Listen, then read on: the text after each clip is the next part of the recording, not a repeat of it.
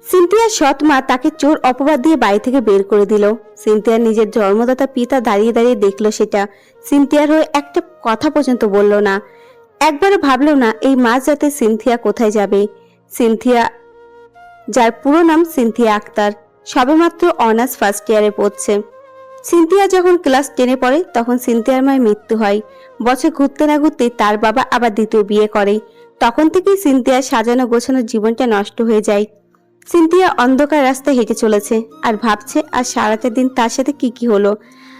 আজ রোজকার দিনের মতো ভার্সিটি থেকে বেরোনো মাত্রই সিনথিয়ার সৎমা তাকে বলেছিল যেন রান্না বান্না সব করে নেয়, কিন্তু সিনথিয়ার শরীরটা কিছু একটা খারাপ থাকায় সে ঘরে গিয়ে বিছানায় শুয়ে পড়তেই রাজ্যে ঘুম এসে তার চোখে হানা দেয়। স্বপ্নের কথা যে অবাধ্য হয়েছিল সিনথিয়া, এটা সে মেনে নিতে পারেনি। তাই নিজের দামি গহনা সিনথিয়ার ব্যাগে লুকিয়ে রাখে। সিনথিয়ার বাবা রাতে বাড়িতে ফেরা মাত্রই নিজের গহনা হারিয়ে যাওয়ার নাটক করে। তার নাকি সন্দেহ সিনথিয়ার ওপর। মাঝরাতে দরজা ধাক্কানোর শব্দে সিনথিয়া যখন উঠে দরজা খোলে, সাথে সাথে সৎমা ও বাবা মিলে সিনথিয়ার ঘরে ঢুকে পড়ে। তাকে কিছু না বলে দুজনা মিলে তার ঘর তল্লাশি চালানো শুরু করে। সিনথিয়া কিছু বুঝতে পারছিল না। সিনথিয়ার সৎমা ব্যাগের মধ্যে চেক করে বলে, এই দেখ, পেয়ে গেছি আমার গয়না। সাথে সাথে সিনথিয়ার নিজের জন্মদাতা পিতা কোনো কিছু বিচার না করে ঠাস করে তার গালে থাপ্পড় মেরে দিল। সিনথিয়া হতবাক নয়নে তাকিয়ে থাকলো। সিনথিয়ার সৎমা তার এবং তার মায়ের নামে একের পর এক কুকথা বলতে লাগলো। এসব পরেও শান্ত হলো না তারা। সিনথিয়ার সৎমা তাকে হিড়হিড় করে টানতে টানতে বাড়ি থেকে বের করে দিল। এসব কথা ভেবে নিজের চোখের জল বেরিয়ে পড়ে। এক বিন্দু অশ্রু মুছে নিল সিনথিয়া। নিজের ভাগ্যকে তো বরণ করেই নিতে হবে। আচমকা কেউ পিছন থেকে সিনথিয়ার নাম ধরে ডাকলো। সিনথিয়া। সিনথিয়া পেছন ঘুরে তাকালো। তাকে যে ডেকেছে সে আর কেউ নয়, তাদের পাড়ার বকাটে ছেলে রাজীব। ছেলেটা অনেক দিন থেকে সিনথিয়াকে বিরক্ত করে। আজ এই মাঝরাতে তাকে একা পেয়ে হয়তো কোনো কুবুদ্ধি এসেছে তার মাথায়। এমনটাই ভাবতেই সিনথিয়া সারা শরীর শীতল হয়ে আসে। সে একবার ভাবলো দৌড়ে পালাবে, কিন্তু পালানোর আগে রাজীব সিনথিয়ার সামনে এসে দাঁড়ালো। ভয়ে সিনথিয়ার মাথা কাজ করা বন্ধ করে দিল। খারাপ চিন্তা ভাবনা ঘুরছিল সিনথিয়ার মনের মাঝে।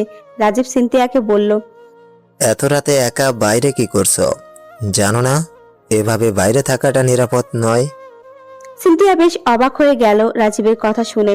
যে ছেলেকে সিনথিয়া বিপদ মনে করে সেই কিনা সিনথিয়ার নিরাপত্তার কথা ভাবছে। সিনথিয়ার এই নিয়ে কোনো কিছুই ভাবলো না। বরাবরের মতো রাজীবকে এড়িয়ে চলে যাওয়ার চেষ্টা করলো, কিন্তু রাজীব সেই সুযোগ দিল না। সিনথিয়ার সামনে এগোনোর চেষ্টা করতেই তার হাত টেনে ধরলো। সিনথিয়া কিছু বলবে তার আগে সিনথিয়ার উদ্দেশ্যে বলল, আমার কথার উত্তর না দাও, ঠিক আছে? কিন্তু এত রাতে বাইরে থেকে নিজের বিপদ বাড়িও না। চলো আমার সাথে সিনথিয়া, তোমাকে তোমার বাড়িতে পৌঁছে দিচ্ছি। সিনথিয়া নির্লিপ্ত কণ্ঠে বলল, আমি আর ওই বাড়িতে ফিরবো না। কেন ফিরবে না? সেটা আমার ব্যক্তিগত ব্যাপার। বুঝতে পেরেছি, তোমার সৎমা আবার তোমাকে কিছু বলেছে, তাই না? চলো বলছি আমার সাথে, আমি ওই মহিলাকে শায়েস্তা করে তবেই ছাড়বো। রাজীব সিনথিয়ার হাতটা শক্ত করে ধরল। সিনথিয়া হাতটা ছাড়িয়ে নিয়ে বলল, আপনাকে আমার ব্যাপারে এত ভাবতে হবে না। রাজীব এতক্ষণ শান্ত থাকলেও এবার চুপ থাকলো না। সিনথিয়াকে ধমক দিয়ে বলল, তুমি দেখছি ভালো কথা শোনার মেয়ে না। এতক্ষণ ভদ্র ভাষায় বলছি, তাই কাজে দেয়নি। যদি আমার কথা না শোনো তাহলে কিন্তু এবার তোমাকে কোলে করে তুলে নিয়ে যাব।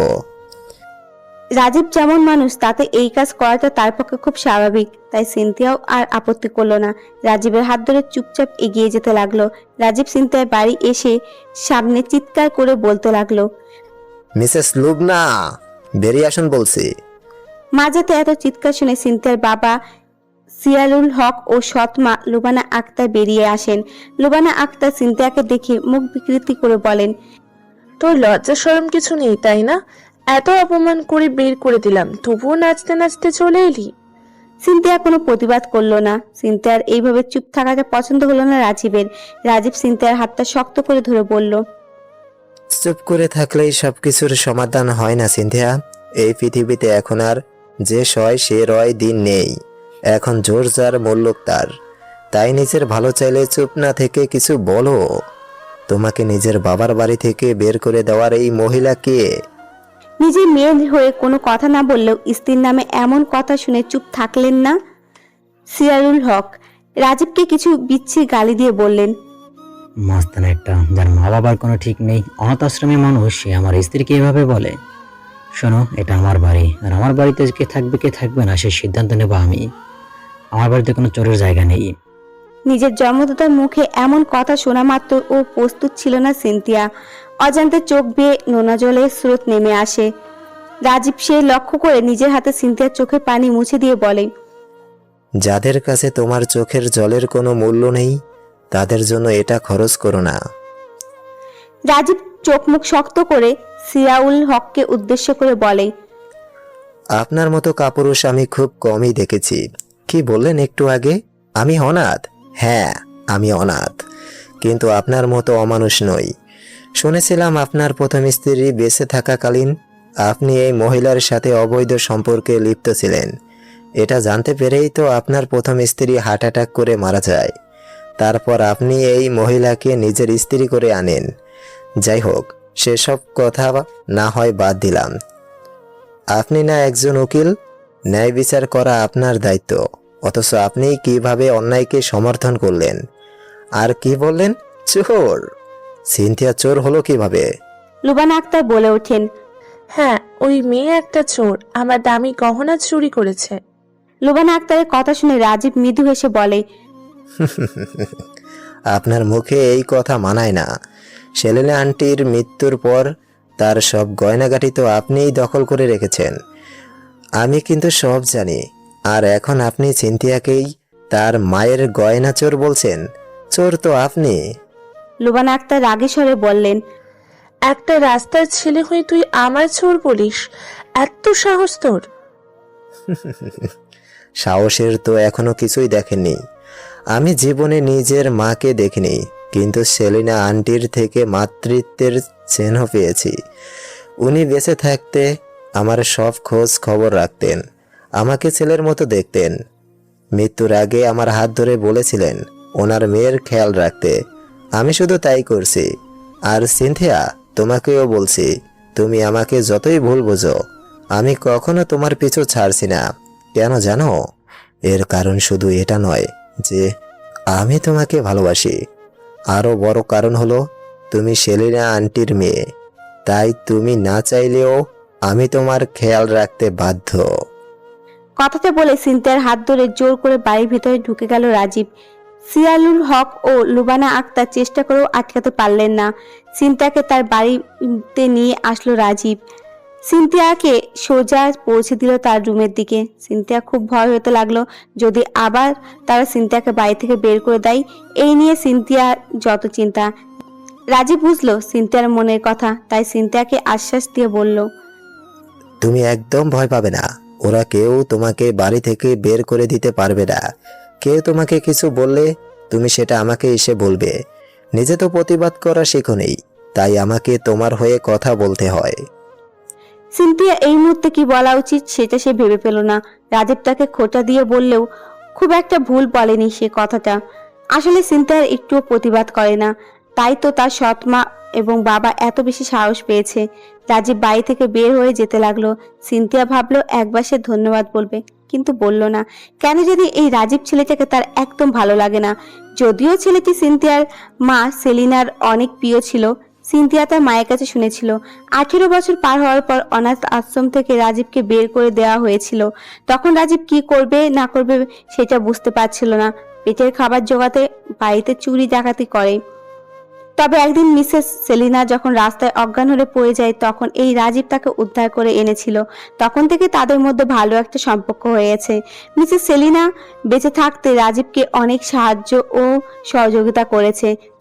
তার সাহায্যে রাজীব এই এলাকায় একটি মুদি দোকান দিয়েছে। তবে রাজীবের স্বভাব এখনো বদলায়নি, আগের মতো বকাটেই রয়ে গেছে। সবসময় মারামারি তাকে পাওয়া যায়। যদিও অহেতুক ঝামেলা সে করে না, কোনো অন্যায় দেখলে তার প্রতিবাদ করে। সিনথিয়া ছোট থেকেই শান্তিতে বিশ্বাসী, কারোর সাথে ঝামেলায় জড়াতে চায় না কখনো। সিনথিয়ার বিশ্বাস চুপ থাকলেই সবকিছু সমাধান হয়ে যায়। প্রতিবাদ করে কোনো লাভ হয় না, বরং কথায় কথা বাড়ে। শান্তিপ্রিয় সিনথিয়া তার বরাবরের নিজের এই স্বভাবের জন্য অনেক সমস্যার মুখোমুখি হয়েছে, তবুও নিজেকে বদলানোর চেষ্টা করেনি। নিজের শান্তিপ্রিয় স্বভাবের কারণে নিজের বিপরীতমুখী এই স্বভাবের রাজীবকে তার সহ্য হয় না। তার উপর যখন থেকে জানতে পেরেছে রাজীব তাকে পছন্দ করে, তখন তো আরো দূরে দূরে থাকে। যদিও রাজীব কখনো সিনথিয়া থেকে জোর করে ভালোবাসা আদায় করে নিতে চায়নি, শুধু সিনথিয়ার ব্যাপারে অনেক বেশি নাক গলায়, যা সিনথিয়ার একদম পছন্দ নয়। এসব কথা ভাবতে ভাবতে নিজের রুমে চলে আসে সিনথিয়া। লুবানা আক্তার সোফায় বসে বসে রাগে ফুঁসছেন। সিয়ারুল হক তার পাশে বসে আছেন। লুবানা আক্তার বেশ রাগী গলায় বললেন, তোমার সামনে একটা বাইরের ছেলে আমার সাথে এত খারাপ ব্যবহার করার সাহস পায় কোথায়? আমি তো তোমার হয়ে কথা বললাম। এসব বলে লাভ নেই। আমি তোমার ওই মেয়েকে আর সহ্য করতে পারছি না। ওকে তাড়াতাড়ি বের করে দাও। আমি তো এটাই বুঝতে পারি না তুমি ওকে সহ্য করতে পারো না কেন? আমাদের তো কোনো সন্তান নেই। তোমাকে আমি আগেও বলেছিলাম আমি কখনো মা হতে পারবো না। এটা জেনেও তো তুমি আমাকে ভালোবেসেছো। সিয়ারুল হক মনে মনে বললেন, তখন কি আর জানতাম আমাদের সম্পর্কের কথা ছিল না এভাবে জেনে যাবে আর তোমাকেই বিয়ে করতে হবে? লুবানা আক্তার বলল, ওই মেয়েকে দেখলেই আমার তোমার প্রথম স্ত্রীর কথা মনে পড়ে, তাই ওকে আমি সহ্য করতে পারি না। তুমি যত তাড়াতাড়ি সম্ভব ওকে বিয়ে দিয়ে দাও। যা বুঝলাম ওই রাজীব ছেলেটা থাকতে এমনি এমনি ওকে বিদায় করা যাবে না। বিয়ে দিলে তো আর কিছু করতে পারবে না। আচ্ছা দেখছি কিভাবে কি করা যায়। রাজীব নিজে বাসায় আছে। সিনথিয়াদের মহল্লাতে একটি বাসা ভাড়া নিয়ে থাকে রাজীব। খুব একটা ছোট্ট ঘর। এই ঘরে জীবন সাজিয়ে নিয়েছে রাজীব। বাসায় এসে বিছানায় শুয়ে সিনথিয়ার ছবি দেখছিল রাজীব আর ভাবছিল, তোমাকে কিভাবে বোঝাবো কত ভালোবাসি তোমায়, আবার ভালোবাসা কি তুমি কখনো বুঝবে না? রাজীবের মনে পড়ে যায় এক ঝড় বৃষ্টি দিনে প্রথম সেদিন সে সিনথিয়াকে দেখেছিল। সিনথিয়া তখন স্কুলে পড়তো। প্রথম দেখাতে রাজীবের মনে দাগ কেটে যায়। রাজীব আজও ভুলতে পারেনি সেই বৃষ্টি ভেজা সিনথিয়াকে। সেই থেকে সিনথিয়ার রাজত্ব করছে তার মনে। রাজীব কখনো চায় না জোরপূর্বক সিনথিয়াকে আদায় করে নিতে, বরং চাই সিনথিয়া যেন নিজে থেকে কাছে এসে তাকে ধরা দেয়। সিনথিয়ার জন্য তার যে অনুভূতি, সেই একই রকম অনুভূতি জন্মাক রাজীবের মনে। রাজীব জানে না কখনো তার এই চাওয়া পূর্ণ হবে কিনা, তবে সে খুব করে আল্লাহর কাছে চাই আল্লাহ যেন তার এই ইচ্ছাটা পূরণ করে। সিনথিয়া ভোরে ঘুম থেকে উঠে সর্বপ্রথম ফজরের নামাজ আদায় করে নিল। গতকালকে ঘটনার পর সিনথিয়া আজ আর কোনো ঝুঁকি নিতে চায় না, তাই নামাজ আদায় করে বাড়ির সব কাজ করা শুরু করে দিল। বাড়ির ঝাড়ু দেওয়া শেষ করে রান্নাঘরে চলে গেল। রুবানা আক্তার সকালে দেরি করে ঘুম থেকে ওঠেন। রান্নাঘরে এসে সিনথিয়াকে দেখে মুখ বাঁকিয়ে বললেন, আর ঢং করতে হবে না মহারানী। তুই কেমন কাল বুঝে গেছি। খুব তো নাগর চুটিয়েছিস। বাড়ি এসে আমাকে অপমান করেছে। কথাগুলো শুনে সিনথিয়ার গা গুলিয়ে আসে। কারো চিন্তা ভাবনা এতটা নিজ কিভাবে হতে পারে সেটা ভেবে পায় না সিনথিয়া। আজ তার খুব করে ইচ্ছা করছে প্রতিবাদ করার, কিন্তু তখনও তার মনে পড়ে যায় গতকাল রাতের ঘটনা। এখন কিছু বললে যদি লুবানা আক্তার আবার তাকে বাড়ি থেকে বের করে দেয়, তাহলে কোথায় যাবে সিনথিয়া? তার তিন কুলে কেউ নেই। সিনথিয়ার মা তার পরিবারের অমতে সিয়াউল হককে বিয়ে করেছিলেন। তখন পরিবারের সাথে সম্পর্ক ছিন্ন হয়ে গেছিল সেলিনার। তাই নিজের মামা বাড়ির সাথে কোনো যোগাযোগ নেই সিনথিয়ার। বাকি হলো বাবার পরিবার। জিয়াউল হকের দুই বোন বিদেশে থাকে, সেখানে যাওয়াও সম্ভব না সিনথিয়ার কাছে। তাই নিজে এই অসহায়তার জন্য চুপ থাকাটাই ঠিক মনে করে সিনথিয়া। রান্না বান্না শেষ করতে অনেক সময় পেরিয়ে যায়। সিয়াউল হক ও লুবানা আক্তার ব্রেকফাস্ট টেবিলে বসে আছে। সিনথিয়া তাড়াহুড়ো করে খাবার আনতে গিয়ে হাত থেকে সেগুলো পড়ে যায়। লুবানা আক্তার রেগে গিয়ে বললেন, দেখলে তো নিজের মেয়ের কাণ্ড। এমনি তো ওকে বাড়ি থেকে বের করে দিতে চাই না। সিনথিয়া ভয় পেয়ে গেল। ইজাউল হক বলে উঠলেন, আমার চেনা জানা একটা ছেলে আছে, ছেলেটা নতুন নতুন উকিল হয়েছে। ভাবছি ওর সাথে সিনথিয়ার বিয়ের ব্যাপারে কথা বলবো। লুবানা আক্তার ভাবলেশীন ভাবে বললেন, উকিল হোক আর মুচি হোক, যাকে পাও ধরে বিয়ে করিয়ে দাও। এই মেয়ে বিদায় হলেই আমার হয়। সিনথিয়ার মনে আঘাত লাগলো কথাগুলো শুনে। তাকে যে লুবানা আক্তার কতটা বোঝা মনে করে সেটা উপলব্ধি করতে পারছে সিনথিয়া। শুধু লুবানা আক্তার কেন, সিনথিয়ার বাবাও তো তাকে বোঝা মনে করে। অথচ সিনথিয়ার মা বেঁচে থাকতে সবকিছু কতটা ভিন্ন ছিল। বাবা মা রাজকন্যা ছিল সিনথিয়া। এই কয়েক বছরে চোখের নিমেষে সব বদলে গেছে। সিনথিয়ার চোখের সামনে তার বাবা কতটা বদলে গেল। আর নিজেকে সামলাতে পারছিল না সিনথিয়া। বাড়ি থেকে বেরিয়ে এলো। ভার্সিটি সময় প্রায় হয়ে এসেছে, তাই দ্রুত পায়ে চলতে লাগলো। টাকা না থাকায় 30 মিনিটের পথ হেঁটে যেতে হয় তাকে। আচমকা রাজীব বাইক নিয়ে এসে থামলো সিনথিয়ার সামনে, বলল, উঠে পড়ো, আমি তোমাকে দ্রুত ভার্সিটি পৌঁছে দেব। আমি একাই। যা বলছি চুপচাপ মেনে নাও। সিনথিয়া কথা না বাড়িয়ে রাজীবের বাইকে উঠে বসলো। রাজীব বলল, আমাকে শক্ত করে ধরো, আমি কিন্তু খুব দ্রুত চালাই। সিনথিয়া রাজীবকে বেশ শক্ত করে ধরলো। রাজীব ভীষণ খুশি হলো। খুশি মনে বাইক চালানো শুরু করলো। তার মনে এখন একটি গানই বাজছে। এই পথ যদি না শেষ হয় তবে কেমন হতো তুমি বলো তো। রাজীব নিজে বাইকে করে সিনথিয়াকে তার ভার্সিটির সামনে এসে নামিয়ে দিল। তারপর চলে গেল নিজের মতো। সিনথিয়া সামান্য ধন্যবাদটুকু দেওয়ার সময় পেল না। সিনথিয়া ভাবল, আজ অব্দি রাজীব তাকে কতবার সাহায্য করেছে, কিন্তু সে কখনো তাকে ধন্যবাদ বলতে পারেনি, কখনো বলতে চায়নি, কখনো বলার আগেই রাজীব চলে গেছে। এইসব ভেবেই সামান্য হাসি সিনথিয়া। রাজীব এমন একটা মানুষ যাকে সে ঘৃণা করতেও পারে না, আবার ভালোবাসতেও পারে না। এইসব নিয়ে ভাবনা চিন্তা করতে করতে ভার্সিটিতে ঢুকলো সিনথিয়া। সাথে সাথে কয়েকজন মেয়ে এসে তাকে ঘিরে ধরলো। সিনথিয়া ব্যাপারটা বুঝতে পারলো না কিছুই। একজন মেয়ে সিনথিয়াকে উদ্দেশ্য করে বলল, তুমি সেই মেয়ে না যে গতকাল আহিয়ান চৌধুরী অভিকে থাপ্পড় দিয়েছিলে? আর একজন বলল, হ্যাঁ, এই মেয়েটাই তো। ভিডিওতে তো এই সালোয়ার কামিজ দেখা গেছে, তার মানে এই সেই মেয়ে যে অভিকে থাপ্পড় দিয়েছিল। একে তো আজ আমি। মেয়েগুলোর কথা বিন্দু মাত্র কিছু বুঝতে পারলো না সিনথিয়া। যতটুকু বুঝলো, এখানে কোনো ভুল বোঝাবুঝি হয়েছে, কারণ সে তো কাউকে থাপ্পড় মারেনি। থাপ্পড় তো দূরের কথা, আজ অব্দি কারো মুখের সামনে উঁচু গলায় কথা বলে গিয়েছে কিনা সন্দেহ। সেই মেয়ে ওপর কিনা এমন অভিযোগ আনা হচ্ছে। সিনথিয়া মেয়েগুলোকে উদ্দেশ্য করে বলল, আপনারা আমায় ভুল বুঝছেন, আমি কাউকে থাপ্পড় দেইনি। ধরা পড়ে গেলে এমন মিথ্যা সবাই বলে।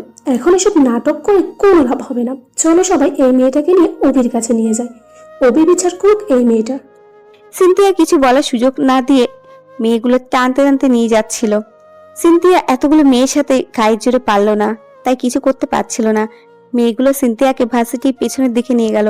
সেখানে একটি কৃষ্ণচূড়া গাছের নিচে দাঁড়িয়ে আছে একটি ছেলে। তার পরনে কালো শার্ট ও প্যান্ট, তবে তার গায়ের রং অনেক ফর্সা। মেয়েগুলো সিনথিয়াকে যখন ছেলেটির সামনে নিয়ে গেল, তখন সেই ছেলেটি নিজের কালো চশমা খুলল। মেয়েগুলোর মধ্যে একজন বলল, এই সেই মেয়ে যে গতকাল আপনাকে থাপ্পড় মেরেছিল। সিনথিয়া বুঝলো এই ছেলেটি হয়তো সেই অভি, যাকে থাপ্পড় মারার অভিযোগে সিনথিয়াকে এখানে নিয়ে আসা হয়েছে। অভি সিনথিয়াকে ভালো করে পরখ করে নিল, তারপর মৃদু স্বরে বলল, কালো জিনিস বরাবরই আমার পছন্দ, কিন্তু এই কালো মেয়েটিকে আমার ভালো লাগলো না। আমাকে থাপ্পড় মারে এত দুঃসাহস! এক নিঃশেষে কথাগুলো বলে কোনো কিছু বিবেচনা না করে সজোরে থাপ্পড় বসিয়ে দিল সিনথিয়ার গালে। সিনথিয়ার সবার সামনে এমন অপমানিত হয়েও প্রতিবাদ করার সাহস পেল না। মেয়েটি যে বরাবরই এমন, তবে ন্যাকা কান্না করলো না। সে শুধু নির্বাক চাউনিতে চেয়ে রইল অভিনামের অতি সুদর্শন ছেলেটির দিকে। মনে মনে ভাবল, লোকটা দেখতে যত সুন্দর, এর মন ঠিক ততটাই কুৎসিত। ভিড়ের মাঝে আচমকা একটি ছেলে আরেকটি মেয়েকে নিয়ে আসলো। ছেলেটিকে দেখে অভি বলল, মিরাজ, তুই এসে গেছিস। দেখ, এই সেই মেয়ে যে গতকাল আমাকে থাপ্পড় দিয়েছিল। আজ আমি রিভেঞ্জ নিয়ে নিলাম। মিরাজ নামের ছেলেটা ভরকালো, তার জোড়া ভুঁড়ি যুগল কুকচে গেল। সে হতবাক নয়নে তাকিয়ে বলল, এসব কি বলছিস তুই? কোন মেয়ের ওপর রিজিক নিলি? এই দেখ, আমি এই মেয়েটাকে সাথে করে নিয়ে এসেছি যে তোকে থাপ্পড় মেরেছিল। মনে নেই কয়েকদিন আগে এই মেয়েটা তোকে প্রপোজ করেছিল, তুই রিজেক্ট করে দিয়েছিলি। তার প্রতিশোধ নেওয়ার জন্য মুখে মাস্ক পরে তোকে থাপ্পড় মেরে পালিয়ে গিয়েছিল। কিন্তু ও জানে না মিরাজের চোখকে ফাঁকি দেওয়া এত ইজি নয়। মিরাজের কথা শুনে সবার মুখ থতমত হয়ে গেল। সিনথিয়া সাহস করে এবার বলল, আমাকে যদি যথেষ্ট অপমান করা হয়ে থাকে তাহলে আমি আসি। বরাবর ঝামেলা থেকে দূরত্ব বজায় রেখে চলতে পছন্দ করে সিনথিয়া, তাই নিজের প্রতি হওয়া এই অন্যায় কোনো প্রতিবাদ না করায় তার মন চাইল না। কি হবে প্রতিবাদ করে? সে তো দিন শেষে এসব নিয়ে ঝামেলায় পারবে। বাড়িতে সৎমা আর বাবার অত্যাচার থাকে, ভার্সিটিতে এসে একটু শান্তি পাই। এখন যদি সেই শান্তিটাও না থাকে, তাহলে তার জীবন দুর্বিষহ হয়ে উঠবে। মিরাজ নামের ছেলেকে আবার বলল, আমি যদি কোনো ভুল না করে থাকি তাহলে অভি, তুই বোধহয় মেয়েটাকে সন্দেহ করে তাকে শাস্তি দিয়েছিস, বাট এটা তো ঠিক হয়নি। মেয়েটা তো ইনোসেন্ট ছিল, তোর ওকে সরি বলা উচিত।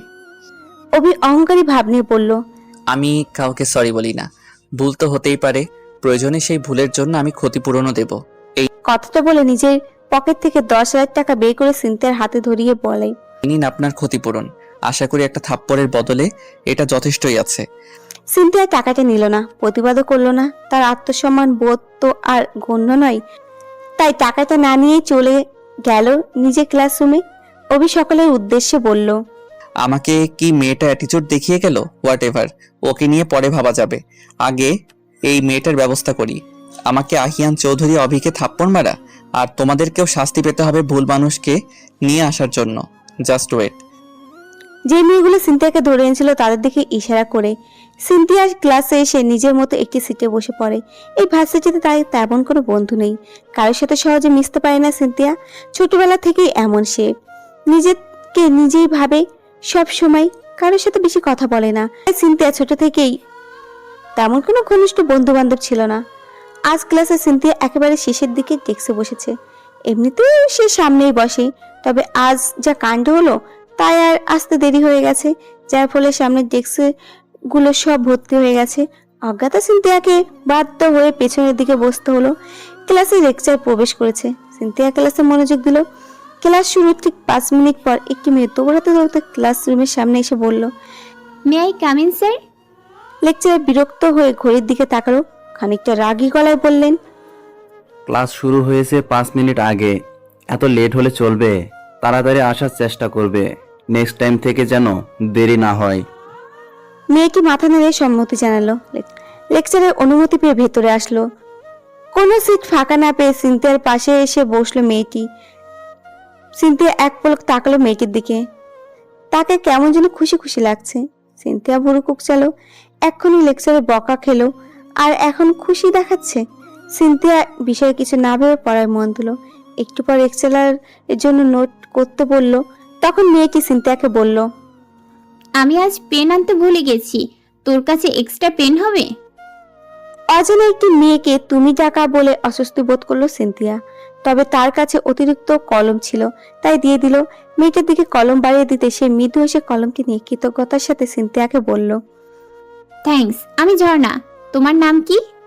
সিনথিয়া জোরপূর্বক হেসে বলল, আমার নাম সিনথিয়া আক্তার। Nice name. আচ্ছা, তুমি কি এই ভার্সিটিতে নতুন? আগে তো তোমায় খেয়াল করিনি। সিনথিয়া অবাক হলো না, কারণ ধুলোবালি অ্যালার্জি থাকার জন্য সে রোজ মাস্ক পরে ভার্সিটিতে আসে। কেউ সেভাবে তার চেহারা দেখেনি। আজ তাড়াহুড়ো করে মাস্ক না পরে এসেছে, তবে ক্লাস চলাকালীন কথা বাড়াতে চায় না জন্য বলল, ক্লাস শেষের পর কথা বলি। ক্লাস শেষে সিনথিয়া বেরিয়ে আসে। তার সাথে সদ্য পরিচয় হওয়া ঝর্ণা নামে মেয়েটাও সিনথিয়ার পিছু পিছু চলে আসে। মেয়েটা বড্ড বেশি মিশুক, হয়তো সিনথিয়া কারোর সাথে সহজে মিশতে পারে না জন্য তার অস্বস্তি হচ্ছিল। ঝর্ণা সিনথিয়াকে বিভিন্ন প্রশ্ন করে, নিজের সম্পর্কে অনেক কিছু বলে। সিনথিয়া শুধু শ্রোতা হয়ে শুনেছে সব। কথা বলার আগ্রহ তার মধ্যে খুব একটা নেই। ঝর্ণা যেন সেই সব কোনো ভাবান্তরই নেই, সে নিজের মতো বকবক করেই চলেছে। সিনথিয়া ভার্সিটি থেকে বেরিয়ে যাচ্ছিল। ঝর্ণা আচমকা হাত টেনে ধরে বলল, চলে যাচ্ছ কেন? ক্যান্টিনে চলো, কিছু খাই। সিনথিয়া বেশ অপ্রস্তুত হয়ে যায়, কারণ তার কাছে তো টাকা নেই। খুব খিদেও পেয়েছে। ভাই যা পরিস্থিতি দেখলো, আজ খাবার জুটবে বলে মনে হয় না। সিনথিয়া কয়েকটা টিউশন করিয়ে নিজের খরচ চালায়। ভার্সিটি থেকে ফিরেই তাকে টিউশন করাতে যেতে হবে। ক্লান্ত শরীর নিয়ে হাঁটতে পারছে না, কিন্তু এখন বিনা পয়সায় কিছু খেতেও পারবে না। তাই সিনথিয়া ঝর্ণার উদ্দেশ্যে বলল, আমার বাড়িতে খুব জরুরি কাজ আছে, তাই আমার হাতে খুব বেশি সময় নেই, আমাকে যেতে হবে। ঝর্ণা কোনো কথাই যেন শুনলো না। সিনথিয়াকে এক প্রকার জোর করে ক্যান্টিনে নিয়ে গেল।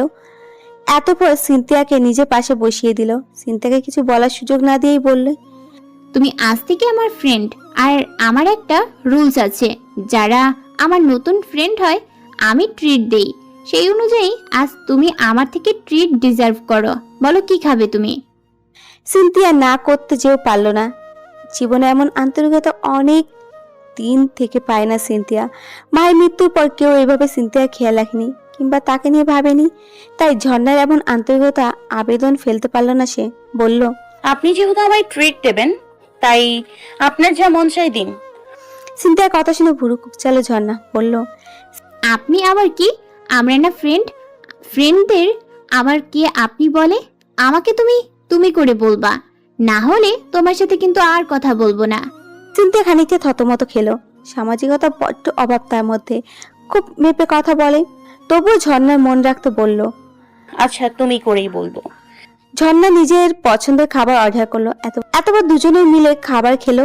ক্যান্টিন থেকে খাওয়া দাওয়া শেষ করে ঝর্ণা ভার্সিটির বাইরে আসলো সিনথিয়াকে নিয়ে।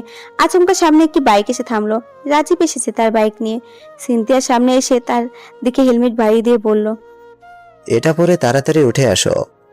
সিনথিয়া আপত্তি করবে কিনা ভাবছিল, এমন সময় ঝর্ণা তার কানের কাছে এসে ফিসফিস করে বলল, এটা কে? তোমার বয়ফ্রেন্ড? বাবা, তোমার বয়ফ্রেন্ডও আছে? সিনথিয়া থতমত খেয়ে বলল, না না, তেমনটা নয়। আরে এতে লজ্জা পাওয়ার কিছু নেই, মানুষের তো বয়ফ্রেন্ড থাকতেই পারে, এতে লজ্জার কি আছে? আমার নিজেরও তো বয়ফ্রেন্ড আছে, সে এই ভার্সিটিতেই পড়াশোনা করে। একদিন তোমার সাথে দেখা করিয়ে দেব।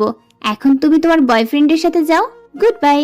সিনথিয়াকে কিছু বলার সুযোগ না দিয়ে ঝর্ণা চলে যায়। সিনথিয়াও বেশ কিছু না ভেবে হেলমেট পরে রাজীবের বাইকে উঠে পড়ে, কারণ সে চেনে রাজীবকে।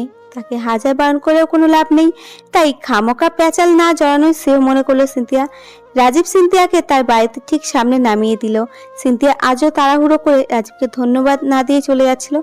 তখন পেছন থেকে রাজীব বলে ওঠে, যেচে উপকার করেছি বলে কি সেই জন্য ধন্যবাদটুকুও পাবো না? সিনথিয়া বিব্রত বোধ করে, পিছনে ফিরে রাজীবকে ধন্যবাদ জানায়। রাজীব মৃদু এসে সিনথিয়ার দিকে তাকিয়ে থাকে।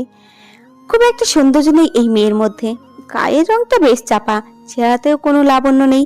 তবুও রাজীবের কেন জানি এই মেয়েটাকে খুব ভালো লাগে। তবে রাজীব দেখতে যথেষ্ট সুন্দর। সিনথিয়া আর বেশিক্ষণ দাঁড়িয়ে দাঁড়িয়ে থাকে না, বাড়ির ভেতরে চলে যায়। এতবার রাজীব প্রস্থান নেয়। বাড়ি প্রবেশ করতে নতুন অশান্তির মুখোমুখি হলো। লোবানা আক্তার ছাদে ছিলেন, সেখান থেকে তিনি দেখছেন রাজীব সিনথিয়াকে বাড়ির সামনে নামিয়ে দিয়ে গেছে। এই নিয়ে অশান্তির সূত্রপাত। লোবানা আক্তার উচ্চস্বরে বলছিলেন, বিহায়া মেয়ে নাগরের সাথে ঢং করতে খুব ভালো লাগে, শুধু কাজের বেলাতেই যত ভুল। সকালে কত দামি প্লেটগুলো ভেঙে দিল। শোন, তোর ঢং আমি বের করছি। তোর বাবার সাথে কথা হয়েছে, যত দ্রুত সম্ভব তোকে বিয়ে দিয়ে বাড়ি থেকে দূর করব। আবার দেখিস যে নাগর ছুটিয়েছিস তার সাথে আবার ভেগে টেগে যাস না। দাঁড়িয়ে দাঁড়িয়ে এত বাজে কথা শুনতে খুব খারাপ লাগছিল সিনথিয়ার, তাই সে দৌড়ে নিচে রুমে চলে গেল। প্রতিবাদ করলে যেখানে সমস্যা বাড়ে সেখানে প্রতিবাদ না করাই সেও মনে করে সিনথিয়া। রুমে এসে ফুপিয়ে কাঁদতে থাকে। সেলিনা আক্তার ছবি সামনে দাঁড়িয়ে কান্না ভেজা গলায় বলে, তুমি আমায় কেন ছেড়ে গেলে আম্মু? তুমি যাওয়ার পর যে আমাকে কেউ ভালোবাসে না, আমি যে আর পারছি না। আমাকে তুমি নিজের সাথে নিয়ে যাচ্ছ না কেন? দুটো টিউশন করিয়ে বাড়ি ফিরে বেশ সময় লেগে যায় সিনথিয়ার। নিজের মুঠোফোন বের করে দেখলো প্রায় সন্ধ্যা 7:30 বাজে। সামনে তার স্টুডেন্টদের অ্যানুয়াল এক্সাম, তাই বেশি বেশি পড়াতে হচ্ছে। এর জন্য অবশ্য অতিরিক্ত বেতনও পাবে। তবে সিনথিয়ার খুব ভয় লাগছিল। রাতের আধারে কয়েকটা গলি তাকে হেঁটে পার করতে হবে। সিনথিয়া দৌড়াদৌড়ি পড়ে যাচ্ছিল। আচমকা একটি গলির ভেতর কয়েকটা ছেলে ক্যারাম বোর্ড খেলতে দেখতে পাই। সিনথিয়ার বুকে ভয় কাঁপতে থাকে। মনে সাহস সঞ্চয় করে সামনে এগিয়ে যাচ্ছিল সিনথিয়া।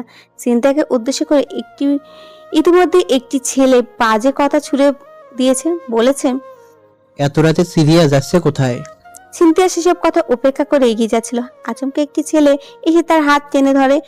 সিনথিয়ার দিকে তাকে বিশ্রী হেসে দিয়ে বলে, এসে যখন পড়েছো আমাদের সাথে কিছু সময় থেকে যাও। ভয়ে স্থির হয়ে গেল সিনথিয়া। লক্ষ্য করলো তার পুরো শরীর কাঁপছে। এইরকম পরিস্থিতি পড়বে জানলে কখনো অতিরিক্ত টিউশন পড়াতে রাজি হতো না। একে একে অনেকগুলো ছেলে সিনথিয়ার সামনে এলো। তাদের মধ্যে কয়েকজন নাক সিটকে বলল, এই মেয়েটা তো দেখতে একদমই ভালো না, একে দিয়ে কি করব আমরা? তখন সেই ছেলেটি সিনথিয়ার হাত ধরেছিল, সেই বলল, আরে মেয়ে তো মেয়েই হয়, সুন্দরী, কম সুন্দর বলে বড় কথা নয়। নাইমামার থেকে কালামামাই ভালো। আজ যখন একে পেয়েছি তখন একে দিয়ে কাজ চালিয়ে নেই। সিনথিয়া এই মুহূর্তে রাজীবের কথা খুব মনে পড়ছিল। রাজীব থাকলে কিছু একটা করতে পারতো। সিনথিয়াকে রক্ষার কাজটা বেশ ভালোভাবেই করতো। সিনথিয়া একটা সুযোগ পাচ্ছিল পালাবার, কিন্তু ছেলেগুলো এমনভাবে তাকে ঘিরে ধরেছে যে তাদের থেকে পালানো সম্ভব ছিল না। সিনথিয়া আশা ছেড়ে দিল, ভাবলো আজ তার সর্বনাশ আর কেউ আটকাতে পারবে না। এমন সময় পুলিশের গাড়ির সাইরেনে শোনা গেল। সাথে সাথে ছেলেগুলো ভয়ে সব পালিয়ে গেল। ভাবলো হয়তো পুলিশ এসেছে। সিনথিয়ার কাছে সবটা স্বপ্ন লাগছিল। আজ যে এভাবে রক্ষা পাবে সেটা সে ভাবতেই পারেনি। সে সামনে এগিয়ে গেল, কিন্তু পুলিশের গাড়ি দেখতে পেল না। সিনথিয়া সে বয়স অবাক হলো। সাথে সাথে কেউ তার সামনে থেকে বলল, পুলিশ আসেনি, আমি ফোনের মাধ্যমে পুলিশের গাড়ির সাইরেন শুনিয়েছি। সিনথিয়া একবার দেখাতে তাকে চিনতে পারলো। এটাই সেই ছেলে যে আজ সকালে তাকে ভুল বুঝে থাপ্পড় মেরেছিল। আর এই ছেলেটা কিনা এত বড় বিপদ থেকে রক্ষা করলো। সিনথিয়া কোনরূপ অভিভূত প্রকাশ করছে না। অভি সিনথিয়ার মুখোমুখি দাঁড়িয়ে বলল, আমি আজ সকাল থেকেই ভাবছিলাম কিভাবে তোমাকে থাপ্পড় দেওয়ার ক্ষতিপূরণ করব। এখন তো সুযোগ নিজে থেকেই আমার সামনে এসে ধরা দিল। ভাগ্যিস আমি এই পথ দিয়ে যাচ্ছিলাম। হোয়াট এভার, আই থিঙ্ক তোমার ক্ষতিপূরণ আমি করে দিয়েছি। কারণ আজ আমি না থাকলে তোমার কি অবস্থা হতো বুঝতেই পারছো। এখন আমি টেনশন মুক্ত। তুমি যাও নিজের মতো, আমি যাই আমার মতো। সিনথিয়া ভীষণ অদ্ভুত লাগলো অভি নামক এই ছেলের কথাবার্তা। এত রাতে একটা মেয়ের বিপদে পড়ে অভি তো উচিত ছিল সিনথিয়াকে বাড়ি পৌঁছে দেওয়ার। পরোক্ষে নিজে ভাবনার জন্য নিজের ওপর সিনথিয়া করোনা হলো। সে খুব সিনেমাটিক চিন্তা ভাবনা করছে। একমাত্র সিনেমাতে এসব সম্ভব, বাস্তবে তো যে যার সাধ্য নিয়ে ব্যস্ত। সিনথিয়ার মাথায় এই সময় রাজীবের চিন্তা এলো। রাজীব থাকলে হয়তো এতটা নির্দয় হতো না। তো বন্ধুরা, এতক্ষণ ধরে গল্পটি শুনেছো। গল্পটি তোমাদের কাছে কেমন লাগছে? যদি গল্পটি ভালো লেগে থাকে এবং এ ধরনের গল্প আরও শুনতে পছন্দ করো, তাহলে এক্ষুনি নিচে থাকা সাবস্ক্রাইব বাটনটি টিপে আমাদের পরিবারের একজন সদস্য হয়ে যাও এবং গল্পটি কন্টিনিউ করো। আর হ্যাঁ, একটি সুন্দর কমেন্ট করতে কিন্তু ভুলবে না। বেশ কিছু না ভেবে সামনের দিকে পা বাড়ালো সিনথিয়া। এমন সময় পেছন থেকে অভি বলে উঠল, এই মিস, যাওয়ার আগে আমাকে থ্যাঙ্কস তো দিয়ে যান। সিনথিয়া পেছনে ফিরল, স্বাভাবিকভাবে ধন্যবাদ জানালো। এত করে চলে যেতে শুরু করলো নিজের মতো। কিছুটা সামনে এগোতেই মেইন রোড চলে আসলো। একটা রিক্সাও পেয়ে গেল। রিক্সা করে বাড়ির দিকে রওনা দিল সিনথিয়া। বাড়ির কাছাকাছি পৌঁছে সিনথিয়ার নজর রাজীবের দোকানের সামনে। বেশ জটলা বেজেছে। রাজীব নেমে পড়লো রিক্সা থেকে। রাজীবকে এলাকায় কয়েকজন ছেলে ধরে মারছে। সিনথিয়া হকচকে গেল। ব্যাপারটা বোঝার চেষ্টা করলো। আশেপাশে দাঁড়ানো কিছু মানুষের কথোপকথন শুনে যা বুঝলো, রাজীব নাকি এই ছেলেদের চাঁদা দিতে অস্বীকার করেছে, তাই তাদের সাথে ঝামেলা লেগে গেছে। সিনথিয়া কিছু একটা ভেবে পুলিশ স্টেশনে ফোন করলো। কিছুক্ষণের মধ্যে পুলিশ এসে ঝামেলা থামিয়ে দিল। জটলা পরিষ্কার হলো। রাজীব অনেকটাই আহত ছিল। সিনথিয়া রাজীবের ক্ষত স্থানগুলোতে ওষুধ লাগিয়ে দিচ্ছিল। রাজীব কিছু বলতে চাচ্ছিল। সিনথিয়া রাজীবের কথা শোনার প্রয়োজন মনে করে না, তাই ওষুধ লাগানো শেষ হলে বাড়ির দিকে রওনা দেয়। রাজীব উদাসীনী হয়ে নিজের সাথে নিজেই বিড়বিড় করে বলে, তুমি কখনো আমার কথা কি শুনবে না সিনথিয়া? আজ বাড়িতে ফিরে নতুন সমস্যার মুখোমুখি হলো সিনথিয়া। লুবানা আক্তার সিনথিয়াকে বাড়িতে আসে দেখা মাত্র সিনথিয়ার সামনে এসে বললেন, এত দেরি হলো কেন? কোন নাগরের সাথে ছিলি? সিনথিয়া রোজ এসব শুনতে ভালো লাগে না। তার দেওয়ালে পিঠ লেগে গেছে, তাই আজ অবশেষে প্রতিবাদ করে বলল, আপনি আমাকে এভাবে বলতে পারেন না। আমার ব্যাপারে এত খারাপ কথা বলার অধিকার আপনার নেই। তোর সাহস খুব বেড়েছে তাই না? সাপের 5 পা দেখে ফেলেছিস তাই না? দাঁড়া, তোর আব্বু আজ আসুক, তোর একটা ব্যবস্থা করব আমি। সিনথিয়া কিছু না বলে রুমে চলে যায়। লুবানা আক্তার চেঁচামেচি করতে থাকেন। সিনথিয়া বিরক্ত হচ্ছিল এসবের কারণে। তার তো ও মাঝে মাঝে মনে হয় যদি সে সবকিছু ছেড়ে দুনিয়ার কোথাও যেতে পারত তাহলে হয়তো ভালো হতো, কিন্তু তার যে যাওয়ার কোনো জায়গা নেই। মা বাড়ির ঠিকানা সে জানে না। তার মায়ের জীবনদশা যখন জানতে চাইতো তখন সিনথিয়ার মা সেলিনা আক্তার চুপ থাকতো। বিয়ের পর থেকে নিজের পরিবারের সাথে কোনো রকম যোগাযোগ ছিল না। সিনথিয়ার নানা নাকি সেলিনা আক্তারকে ত্যায্য করে দিয়েছিলেন। এইসব কথা ভেবে গোপনে দীর্ঘশ্বাস ফেলে সিনথিয়া। রাতে আর খাওয়ার কথা ভাবেনি, না খেয়ে ঘুমিয়ে যায় সিনথিয়া। ভোরে ঘুম থেকে উঠে প্রথমে ফজরের নামাজ আদায় করে নেয়। নামাজে তার মনকে প্রশান্তি দেয়। আল্লাহর কাছে নিজের সব দুঃখের কথা বলে সে নিজেকে একটু হালকা করে। কারণ নিজের ইন্ট্রোভার্ট সবের কারণে যে কারোর সাথে সেভাবে কথা বলে না, তাই নিজের সব কথা আল্লাহকে জানায়। ভার্সিটির সময় ঘনিয়ে এলে সিনথিয়া রান্না করে নিজে এর জন্য নুডলস বানিয়ে নেয়। এত বেশি নুডলস খেয়ে বেরিয়ে পড়ে ভার্সিটির জন্য। সবে বাড়ি থেকে বের হতে যাবে তখনই পেছন থেকে জিয়ালুক হক ডাক দেয় সিনথিয়াকে। সিনথিয়া তখন বলে, তুমি কিছু বলবে আব্বু? হ্যাঁ বলবোই তো, তোর নাকি বেশি বাড়াবাড়ি চলছে আজকাল। শোন, তোর এখন বয়স হয়েছে, আমি আর তোকে খাওয়াতে পারবো না। আমার একটা ছেলে পছন্দ করা আছে, সে নতুন নতুন উকিল হয়েছে, তাকে তোর ছবি দেখিয়েছি, সে তোকে পছন্দও করছে। আজ তোকে দেখতে আসতে চাইছে, তাড়াতাড়ি ফিরে আসবি। সিনথিয়া মাথা নাড়ায়, যার অর্থ হ্যাঁ। সিনথিয়া কখনো তার বাবার অবাধ্য হয় না। এসব নিয়ে তার আর বেশি ভাবলো না। সিনথিয়া বাড়ি থেকে বেরিয়ে যেতে লুবানা আক্তার খুশিতে গদগদ হয়ে বললেন, তাহলে অবশেষে বিদায় করা যাচ্ছে। অভি নিজের বাবার সাথে কথা বলছিল। অভির বাবা আব্দুর রহমান অভির সাথে নিজের বোনের ব্যাপারে কথা বলছিলেন। আব্দুর রহমানের বোন তার বাবার অমতে বিয়ে করেছিলেন। ধনী পরিবারের মেয়ে হয়ে এক মধ্যবিত্ত যুবককে বিয়ে করায় সেই বিয়ে মেনে নেয়নি তার বাবা। তবে শুধু এটাই নয়, আর একটা বড় কারণ ছিল, তাদের বাবা জানতো যে ছেলে তার বোনকে বিয়ে করতে চায় তার চরিত্র ভালো না। এই কারণটাই গুরুত্ব ছিল। তখন থেকে তার বাবা তার সাথে কোনো রকম যোগাযোগ নেই। নিজের বোনের কথা স্মরণ করে আব্দুর রহমান বললেন, আজ কতদিন হয়ে গেল ওকে দেখি না, বেঁচে আছে কিনা সেটাও অজানা। আল্লাহ তাআলার কাছে শুধু এতটুকু চাওয়া, ওর যেন সন্ধান আমি পাই। অভি নিজের বাবাকে আশ্বস্ত দিয়ে বললেন, তুমি কোনো চিন্তা করো না আব্বু, দেখবে আমি ফুপুর খোঁজ এনে দিব তোমায়। আমাকে শুধু কিছু সময় দাও। অভি বাড়ি থেকে বেরিয়ে আসে ভার্সিটির উদ্দেশ্যে। নিজের সব থেকে দামি গাড়িতে করে আজ ভার্সিটিতে এলো। কাকতালীয় ভাবে অভি আজ ভার্সিটিতে আসতে সবার আগে তার সাথে সিনথিয়ার দেখা হলো। সিনথিয়া অভিকে দেখে পাশ কাটিয়ে যাওয়ার চেষ্টা করলো। অভি সিনথিয়ার পথ আটকে দাঁড়ালো। সিনথিয়াকে আপাতমস্তক পরখ করে বলল, কাল সুস্থভাবে বাড়িতে পৌঁছে গিয়েছিলেন তো?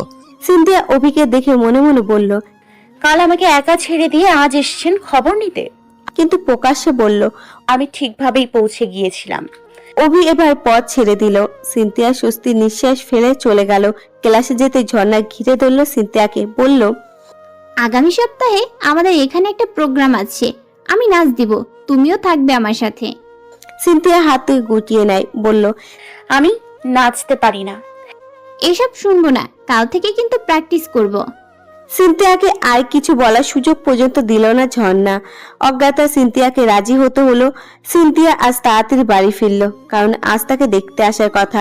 বাড়িতে ফিরতে সিনথিয়া দেখলো লুবানা আক্তার রান্নাবান্নায় ব্যস্ত। সিনথিয়া বুঝলো তাকে দেখতে আসার পাত্রপক্ষের জন্য এই রান্নাবান্নার আয়োজন চলছে। সিনথিয়া এসব নিয়ে মাথা ঘামানোর প্রয়োজন মনে করলো না।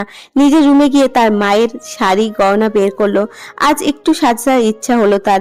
এমনিতে তো এইসব সাজগোজ তার ভালো লাগে না কখনো, তবে আজ কেন জানি খুব ইচ্ছা হলো একটু সাজার। তাই নিজের রুমের দরজা বন্ধ করে সাজছে। আজ মন মতো সাজলো সিনথিয়া। সাজাগোজা শেষ, কিছুক্ষণ বিশ্রাম নিল। এতপর লুবানা আক্তার তাকে ডাকতে এলো। দরজায় নক করে বলল, নবাবজাদি, তোর কি এখনো সাজগোজ হয়নি? ওই তো রূপের ঠক, এত সেজে কি হবে? নিচে আয় তাড়াতাড়ি, এসে আমাকে উদ্ধার কর। কাজে একটু হাত লাগা। আমি কি একা একা সবার যত্ন করব নাকি? আমাকে দেখতে আসছে ওনারা নাকি তোকে? নিজের সৎমায় এই ধরনের এর খোঁটা শুনতে ভালো লাগছিল না সিনথিয়ার, তাই নিচে চলে গেল। খাবার দাবার তৈরি হয়ে গেছে, সব পাত্রপক্ষ চলে এসেছে। লুবানা আক্তার সবার সামনে আর খারাপ ব্যবহার করলো না। সিনথিয়ার হাতে চায়ের ট্রে তুলে দিয়ে বললেন, চা মা, সবাইকে চা দে। লুবানা আক্তারের এমন মিষ্টি ব্যবহারের সাথে পরিচিত নয় সিনথিয়া, তাই বেশ অবাকই হলো। তবে তাকে আরো বেশি অবাক করে দিলেন জিয়ারুল হক। তিনি লুবানা আক্তারকে বললেন, তুমি ওকে সাহায্য করো, ও একা থেকে এত কিছু করতে পারবে নাকি? লুবানা আক্তার খেপে গেলেও সেটা প্রকাশ করলেন না। এখন যেহেতু মেয়েকে বিদায় করা তার প্রধান উদ্দেশ্য, তাই দাঁতে দাঁত চেপে সব সহ্য করলেন। সিনথিয়াকেও সাহায্য করলেন। সিনথিয়া পাত্রপক্ষের সামনে সবাইকে নাস্তা চা দিলেন। সেই ছেলে সিনথিয়াকে দেখতেছে, তার নাম রাহান, মধ্যবিত্ত পরিবারের ছেলে। এখন সদ্য উকিল হয়েছে। রাহানের মা বাবা চাচা চাচির সাথে এসেছে সিনথিয়াকে দেখতে। সিনথিয়ার কাছে এ সবার ব্যবহার বেশ বাড়াবাড়ি রকমের লোকের দেখানো লাগে। মনে হলো তারা যেন একটু বেশি ভাব জমাচ্ছে। যেমন রাহানের মা সিনথিয়াকে বলে, শুনেছি তোমার আসল মানে কি মারা গেছে। কোনো চিন্তা করো না, বিয়ের পর আমি তোমার আরেক মা হব। সিনথিয়ার চাচি তো আর এক ধাপ উপরে এগিয়ে বলেন, তোমার মতো মেয়ে তো আমাদের চাই, তোমার মতো মেয়ে লাখে একটা খুঁজে পাওয়া যাবে। রাহানের নামে ছেলেটা সিনথিয়ার বেশ অস্বাভাবিক লেগেছে।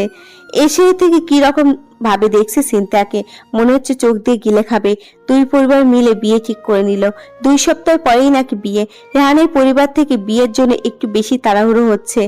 এর কারণ সিনথিয়া বুঝলো না, অথচ কেউ একবারে সিনথিয়ার মতবাদ জানানোর প্রয়োজনও ও মনে করলো না যে সে কি বিয়েতে রাজি কিনা। তার জীবনে এত বড় একটা সিদ্ধান্ত তার অমতে সবাই নিচ্ছে। সিনথিয়া চাইলেও কিছু বলতে পারছে না, কারণ লুবানা আক্তার সিয়ালুল হক তার বিয়ে না দিয়ে শান্তি পাবে না সেটা দিনের আলোতে পরিষ্কার হয়ে গেছে তার কাছে। তাই নিজে এই নিয়তিকে মেনে নেওয়া সেও মনে করলো সিনথিয়া। বিয়ের কথাবার্তা ঠিক করে ফিরে গেল রায়ানের পুরো পরিবার। যাওয়ার আগে রায়ানের মা নিজের গলায় হার খুলে সিনথিয়াকে পরিয়ে দিল। এইসবে সিনথিয়া বেশ অবাকই হলো। রায়ানের সিনথিয়ার দিকে অদ্ভুত দৃষ্টি প্রয়োগ করে চলে গেল। সবাই চলে যাওয়ার পর রুবানা একটা নিজের খোলস ছেড়ে আসল রূপে বেরিয়ে আসলো। সিনথিয়াকে বললেন, এই নবাবের বেটি, দাঁড়িয়ে আছিস কেন? এইসব থালা বাসন কে পরিষ্কার করবে? আমাকে কি কাজের লোক পেয়েছিস? চুপচাপ সব পরিষ্কার করে নে, না হলে তোর একদিন কি আমার একদিন। সিনথিয়া চুপচাপ সব কাজ করে নিল। ভাবলো আর তো মাত্র কটা দিন, এরপরে এসব থেকে মুক্ত পাবে। আসলে কি তেমনটা হবে, নাকি তার জন্য অপেক্ষা করছে আরো বড় কোনো বিপদ? সিনথিয়া বাড়ির সব কাজ শেষ করে বিশ্রাম নেওয়ার ফুরসত পেল না। টিউশনের সময় ঘনিয়ে আসলে বেরিয়ে পড়ে। বাড়ি থেকে কিছুটা হেঁটে এসে প্রধান সড়কে দাঁড়িয়ে রইল কোনো রিস্কার অপেক্ষায়। এমন সময় রাজীব এসে দাঁড়ালো তার পাশে। সিনথিয়ার দিকে তাকে উৎপীড়ন গলায় বলল, এসব আমি কি শুনছি সিনথিয়া? তোমাকে নাকি আজ দেখতে এসেছিল? সিনথিয়া বেশ স্বাভাবিক চিত্তে বলল, হ্যাঁ এসেছিল, আমাকে পছন্দ করেছে। আমাকে এসব জানাওনি কেন? সিনথিয়া কোনো উত্তর দিল না, শুধু রাজীবের দিকে অদ্ভুত ভাবে তাকালো। তার দৃষ্টি বলে দিচ্ছে সে বোঝাতে চাইছে রাজীবকে যাকে সবকিছু বলতে হবে। রাজীব বুঝলো সিনথিয়ার এই অপক্ত কথা, দাঁড়ালো না সেখানে। মনে মনে সিনথিয়াকে বলল, আমার ভালোবাসা যখন তুমি বুঝলে না, তখন আমি আর বৃথা চেষ্টা করব না।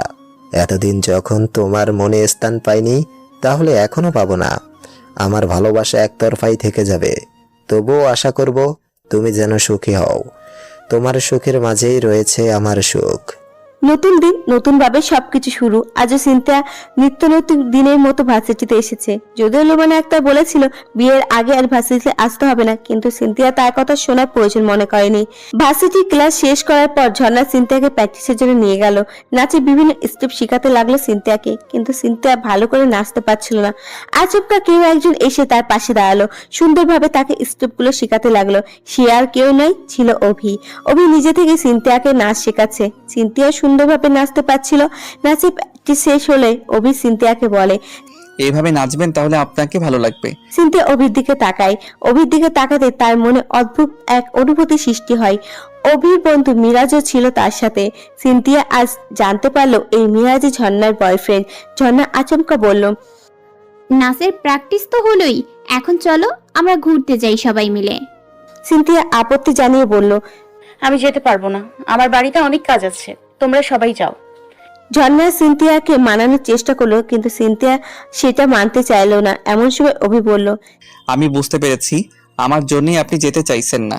প্রথম দিন একটা ভুল বোঝাবুঝির কারণে এখনো আপনি রেগে আছেন। সিনথিয়া কিছু বলল না, কিন্তু অভির কথায় হতাশ ছিল, যেটা সিনথিয়ার বেশ খারাপ লাগলো। তাই সে রাজি হয়ে গেল ঘুরতে যেতে। এতবে সবাই মিলে অভি গাড়িতে করে একটি পার্কে ঘুরতে গেল। পার্কে এসে ঝর্ণা ও মিরাজ নিজেদের মধ্যে সময় উপভোগ করতে লাগলো। সিনথিয়া বারবার ঘড়ির দিক দেখছিল। টিউশনের সময় হয়ে গেলেই সে বেরিয়ে যাবে। আচমকা মাথায় কারো স্পর্শ টের পেয়ে পিছনে তাকায়। দেখে অভি সযত্নে তার মাথায় একটি বেলি ফুলের মালা পরিয়ে দিচ্ছে। সিনথিয়া অপ্রস্তুত হয়ে সরে এলো। অভি বলল, ফুলটাই আপনাকে সুন্দর লাগবে ভেবেছিলাম, কিছু মনে করবেন না। অভির মনটা খারাপ হয়ে গেল। এই মেয়েটাকে কে সে কিভাবে বোঝাবে যে তাকে ভালোবেসে ফেলেছে? প্রথমবার যখন তার সাথে একটা ভুল বোঝাবুঝি হয়, তখন মেয়েটার জন্য অভির খারাপ লাগে। তাছাড়া অভি যেমন চাই সিনথিয়া ঠিক তেমন মেয়ে, শান্তশিষ্ট এবং কৃষ্ণবর্ণ। সিনথিয়ার মনেও কিরকম অন্যরকম অনুভূতি সৃষ্টি হচ্ছিল অভির জন্য। আগের কোনো ছেলের জন্য এমন অনুভূতি জন্মায়নি। সিনথিয়া বুঝতে পারে না এই অনুভূতির নাম কি দেবে। টিউশনের সময় হয়ে যায়, সিনথিয়া রওনা দিতে যাবে, তখন অভি বলে, কোথায় যাবেন বলুন, আমি পৌঁছে দিচ্ছি। পাশের বাজারের কাছেই টিউশনি করাতে যাব। আচ্ছা, আমার সাথে চলুন। সিনথিয়া কেন জানি মানা করতে পারলো না। অভির গাড়িতে উঠে পড়ে। এতবে অভি তাকে তার গন্তব্যে পৌঁছে দিয়ে আসে। আজ ভার্সিটি প্রোগ্রাম হতে চলেছে। সিনথিয়া ও ঝর্ণা আজ অনুষ্ঠানে নৃত্য পরিবেশন করবে, তাই এখন চলছে তাদের শেষ মুহূর্তের প্রস্তুতি। সিনথিয়াকে আজ বেশি নার্ভাস লাগছে, কারণ এরকম অনুষ্ঠান আগে কখনো অংশগ্রহণ নেয়নি সে। জানে না কত ভালো পারফর্ম করতে পারবে, তাই তার মনে যথেষ্ট ভয় কাজ করছে। ঝর্ণাকে উদ্দেশ্য করে ভয়াত্ম গলায় বলে উঠল, আমি পারবো তো? পারতে আপনাকে হবে সিনথিয়া, অল দ্য বেস্ট। কথাটি অভিকণ্ঠের থেকে নিশ্চিত হয়েছিল। অভিকণ্ঠে শুনে সিনথিয়া তাকালো তার দিকে। সিনথিয়ার কেন জানি অন্যরকম অনুভূতি হয় অভির দিকে তাকালে। তার বিয়ে ঠিক হওয়ার পর 1 সপ্তাহ অতিবাহিত হয়ে গেছে, আর মাত্র 4 দিন পরে সিনথিয়ার বিয়ে। সিয়ারুল হক বলে দিয়েছেন আজই সিনথিয়া শেষবারের মতো ভার্সিটিতে আসতে পারবে। সিনথিয়ার মনে এই এমন সময় অভির জন্য জন্ম নেওয়া এই অনুভূতি তাকে পীড়া দিচ্ছে। সিনথিয়া জানে না এই অনুভূতির নাম কি, শুধু জানে অভি তার কাছে অনেক গুরুত্বপূর্ণ হয়ে গেছে। সব সময় তার মনে অভিকে দেখার জন্য ছটফট করে। নিজের ভাবনা থেকে বেরিয়ে অভির চোখের থেকে চোখ সরিয়ে নেয় সিনথিয়া। অভি সিনথিয়ার দিকে নিজের দৃষ্টি স্থির রেখেছে। সিনথিয়ার দিকে তাকানো অবস্থায় মৃদু হেসে বলে, আপনাকে আজ খুব সুন্দর লাগছে সিনথিয়া, অল দ্য বেস্ট। এই সিনথিয়া সৌজন্যমূলক হাসি দেয়। ভার্সিটি প্রোগ্রাম ইতিমধ্যে শুরু হয়ে গেছে। সবাই একাকে নৃত্য, সঙ্গীত এসব নিয়ে পরিবেশন করছে, যার দরুন খুব মনোরম পরিবেশ সৃষ্টি হয়েছে ক্যাম্পাসে। আজ রাজীবও এসেছে, উদ্দেশ্য সিনথিয়া নৃত্য দেখার। রাজীবের এক বন্ধুর বোন এই ভার্সিটির স্টুডেন্ট, তার থেকে জানতে পেরেছে এই ব্যাপারে, এতবার নিজের বন্ধুর সাথে চলে এসেছে। স্টেজের পাশে দাঁড়িয়েছিল সিনথিয়া ও ঝর্ণা, আর কয়েকজনের পরে তাদের পালা। ভয়ে রীতিমতো কাঁপছিল সিনথিয়া। তার মনে একটাই চিন্তা, পারফরমেন্স ভালো না হয় তাহলে কি হবে। তার বুকে ক্রমশ ডিপ হচ্ছে। সিনথিয়াকে অপলোক করছে অভি। সিনথিয়ার ভয়টা বুঝতে পেরে একটি বোতল ভর্তি পানি এগিয়ে দিয়ে বলল। এই নিন, এই পানিটা খেয়ে নিন, মনে জোর পাবেন। সিনথিয়া কিছুটা পানি খেয়ে নিল। এখনো ভয় কমেনি, তবে একটু স্বস্তি লাগছে। অবশেষে সিনথিয়া ও ঝর্ণার পালা এসে গেল। ফাগুন হাওয়ার গানে এর নৃত্য পরিবেশন করলো তারা দুজন। স্টেজে ওঠার আগে ভয় পেলেও স্টেজে উঠে ভয় অনেকটা কমে গেল সিনথিয়ার। সবাই যখন করতালি দিল তখন যেন মনে সাহস পেল। বেশ ভালোভাবে নৃত্য পরিবেশন করলো। অভি, রাজীব দুজনের মধ্যতার সাথে উপভোগ করতে লাগলো সিনথিয়ার মনোমুগ্ধকর সেই নৃত্য। অনুষ্ঠান প্রায় শেষের পথে। সিনথিয়া ব্যাস মেটে এর অনেক এসে তার প্রশংসা পঞ্চমুখ। সিনথিয়া কারোর সাথে তেমন মেশে না, সেই রকম কারোর সাথে তার পরিচয় নাই, তবে সবাই যখন তার প্রশংসা করছে তখন তার অনেক ভালো লেগেছে। ঝর্ণা সিনথিয়াকে আচমকা বলে, চলো তো আমরা একটু ভার্সিটির পেছন দিকে যাই। সিনথিয়া অবাক হয়ে জানতে চাই, কেন, ওখানে কি দরকার? আরে চলোই না, তাহলেই এমনি জানবা। ঝর্ণা এক প্রকার জোর করে নিয়ে যেতে থাকে সিনথিয়াকে। রাজীব সিনথিয়ার খোঁজ নিতে এইদিকে আসছিল। ঝর্ণাকে এভাবে সিনথিয়াকে নিয়ে যেতে দেখে তার ব্যাপারটা অদ্ভুত লাগে, যার দরুন সে পিছু নেয়। ভার্সিটির পেছনে এর দিকে এসে চমকে গেল সিনথিয়া। অভির হাতে একগুচ্ছ গোলাপ নিয়ে দাঁড়িয়ে সিনথিয়াকে দেখা মাত্র তার সামনে হাঁটু গেড়ে বসে বলল, আমি অনেক দিন থেকে তোমায় এটা বলতে চাইছিলাম সিনথিয়া, তোমার প্রতি আমার অন্যরকম মুগ্ধতা কাজ করে। And I can feel I love you a lot. আমি তোমাকে অনেক বেশি ভালোবাসি। সিনথিয়া অনুভূতিগুলো ভাষা হারিয়ে ফেলেছিল। এমন পরিস্থিতি তার কি করণীয় সেটা বুঝতে বেশ ঝামেলা হচ্ছিল। তাই সিনথিয়ার মনেও যে অভিযোগ অনুভূতি জন্মেছিল, কিন্তু তার যে বিয়ে ঠিক হয়ে গেছে, এখন কি করতে পারবে সে? সিনথিয়া বেশ কঠোরভাবে বলল, আমি আপনাকে ভালোবাসি না অভি। আপনি হয়তো জানেন না আমার বিয়ে ঠিক হয়ে গেছে, আর মাত্র 4 দিন পরেই আমার বিয়ে। তাই আমি খুশি হব যদি আপনি এই বিষয় নিয়ে আর কথা না বাড়ান। আজ এই ইউনিভার্সিটিতে আমার শেষ দিন ছিল, আমি আসছি। কথাগুলো বলে এক বিন্দু দাঁড়ালো না সিনথিয়া। তার চোখে যে বিন্দু বিন্দু জল জমেছে। আর কিছুক্ষণ পরেই বিনা বাধাই বর্ষণ নামলো তার চোখে। রাজীব সবকিছু পর্যবেক্ষণ করলো। সিনথিয়ার পেছনে পেছনে সেও চলে এলো। অন্যদিকে সিনথিয়া থেকে প্রত্যাখ্যান হয়ে অভি প্রচন্ড ভেঙে পড়লো। তার মন ক্ষতবিক্ষত হয়ে গেছে, যন্ত্রণা হচ্ছে প্রচুর। মিরাজ ও ঝর্ণা তাকে সান্ত্বনা দিল। অভি মুখে বলল সে ঠিক আছে, কিন্তু তার মন একদম ঠিক নেই। সিনথিয়া ভার্সিটির বাইরে এসে নীরবে অশ্রু বিসর্জন করতে লাগলো। নিজের কাঁধে কারোর স্পর্শ অনুভব করে পেছনে ফিরে সিনথিয়া। রাজীবকে দেখে অবাক হলো প্রচুর। চোখের জল মোছার বৃথা চেষ্টা করলো। রাজীব মলিন হেসে বলল, আমি তোমার চোখের জল দেখে ফেলেছি, তাই আর লুকাতে হবে না। সিনথিয়া নির্বাক। রাজীব আচমকা তার হাত ধরে বলল, তুমি ওই ছেলেকে ভালোবাসো, তাই না? সিনথিয়া চমকালো, নিজেকে ধাতস্থ করে নিয়ে বলল, না, এমনটা নয়। তোমার চোখ অন্য কথা বলছে, তোমার এই কান্না অন্য কথা বলছে। ছেলেটা ভাগ্যবান, তোমার ভালোবাসা পেল, যেটা আমি পাইনি। কিন্তু তুমি কেন ওকে অস্বীকার করলে? আমাকে না হয় পছন্দ করো না, কিন্তু ওকে তো পছন্দ করো। পরিস্থিতি অনেক কিছু নিয়ন্ত্রণ করে। সিনথিয়া এই সামান্য বাক্যে যেন অনেক কিছু বুঝিয়ে দিল। এতবেদ আর কাল না দাঁড়িয়ে বাড়ির দিকে রওনা হলো। সিনথিয়া। রাজীব সেদিকে তাকিয়ে ক্ষুদ্র হেসে বলল, তোমার সুখের জন্য আমি সব করতে পারি সিনথিয়া, চিন্তা করো না। আমি তোমাকে পাই বা না পাই, তুমি যাতে সুখের দেখা পাও সেই ব্যবস্থা আমি করে দেব। রাজীব আর পাইকারি বাজার থেকে ফেরার সময় দেখতে পায় রাহান নামে ছেলেটাকে। সেদিন যখন রাহানে সিনথিয়াকে দেখতে এসেছিল তখন তাকে দেখেছিল রাজীব, তাই চিনতে বেশি অসুবিধা হলো না।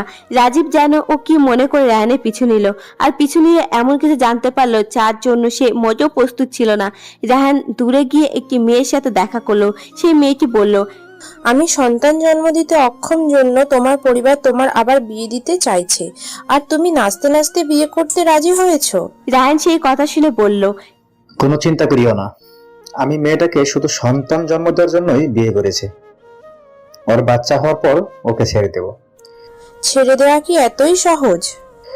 সেই জন্যই তো একটা অসহায় মেয়েকে বিয়ে করেছে। মেয়েটার মা নেই, বাবা আর সৎ মা তাকে দেখতেই পারে না। এমন মেয়েকে ছেড়ে দিতে খুব একটা অসুবিধা হবে না।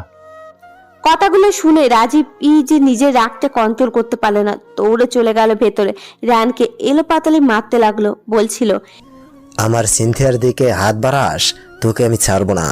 সিনথিয়ার কোনো ক্ষতি আমি হতে দিব না।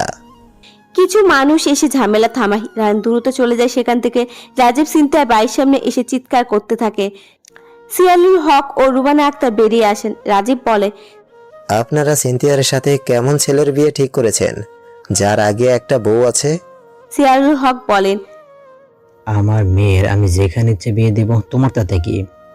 রাজীবকে কিছু বলার সুযোগ না দিয়ে তার মুখের ওপর দরজা বন্ধ করে দেয়। রাজীব শপথ করে এই বিয়ে সে হতে দেবে না। আর সিনথিয়ার বিয়ের জন্য প্রস্তুতি চলছে। এসব কিছুর মাঝে সিনথিয়ার মন একদম ভালো নেই। অভিনবের ছেলেকে সিটি কষ্ট দিচ্ছে তাকে। সিনথিয়া বুঝতে পারছে সে হয়তো ভালোবেসে ফেলেছে অভিকে। সিনথিয়াকে পার্লার থেকে সাজাতে এসছে। সাজগোজ হয়ে যাওয়ার পরও সিনথিয়া একা রুমে বসে আছে। এমন সময় কেউ একজন ছুটে তার রুমের দিকে আসলো। সিনথিয়া ঘোমটা সরিয়ে চোখ তুলে দরজার দিকে তাকাতেই দেখতে পেল রাজীবকে। রাজীবের মুখ ঢেকে এসেছে। এদিকে সিনথিয়া কিছু বলতে যাবে তার আগেই রাজীব তাকে বলে, তোমার সাথে যার বিয়ে ঠিক হয়েছে সে ভালো ছেলে নয়। তার আগের একজন স্ত্রী আছে, কিন্তু তার প্রথম স্ত্রী সন্তান জন্ম দিতে পারেনি। এই জন্য এখন সে তোমাকে বিয়ে করতে চাইছে। তোমাকে শুধু সন্তানের জন্যই বিয়ে করতে চায়। সন্তান হয়ে গেলে তোমাকে ছেড়ে দিবে। কথাগুলো শুনে হতবাক হয়ে যায় সিনথিয়া। সে তো এত কিছু ভাবতেই পারেনি, আবারও এভাবে ঠকে গেল মেয়েটা। ভেবেই খারাপ লাগছে তার। রাজীবের দিকে তাকিয়ে কান্না জড়ানো কণ্ঠে সিনথিয়া বলে, এখন তাহলে আমি কি করব? বিয়ে করা ছাড়া যে আমার হাতে আর কোনো উপায় নেই। আমাকে এখানে থেকে বিদায় করতে পারলেই যে ওনারা বেঁচে যান। রাজীব কিছু একটা ভেবে বলে, তোমাকে এখানে থাকতে আর হবে না, চলো আমি এখান থেকে তোমাকে নিয়ে যাব। কোথায় যাব আমি? আমার যে যাওয়ার কোনো জায়গা নেই। তুমি কি অভিনামের ওই ছেলেটাকে ভালোবাসো? এটা এটা কেমন প্রশ্ন? তুমি আমার প্রশ্নের উত্তর দাও।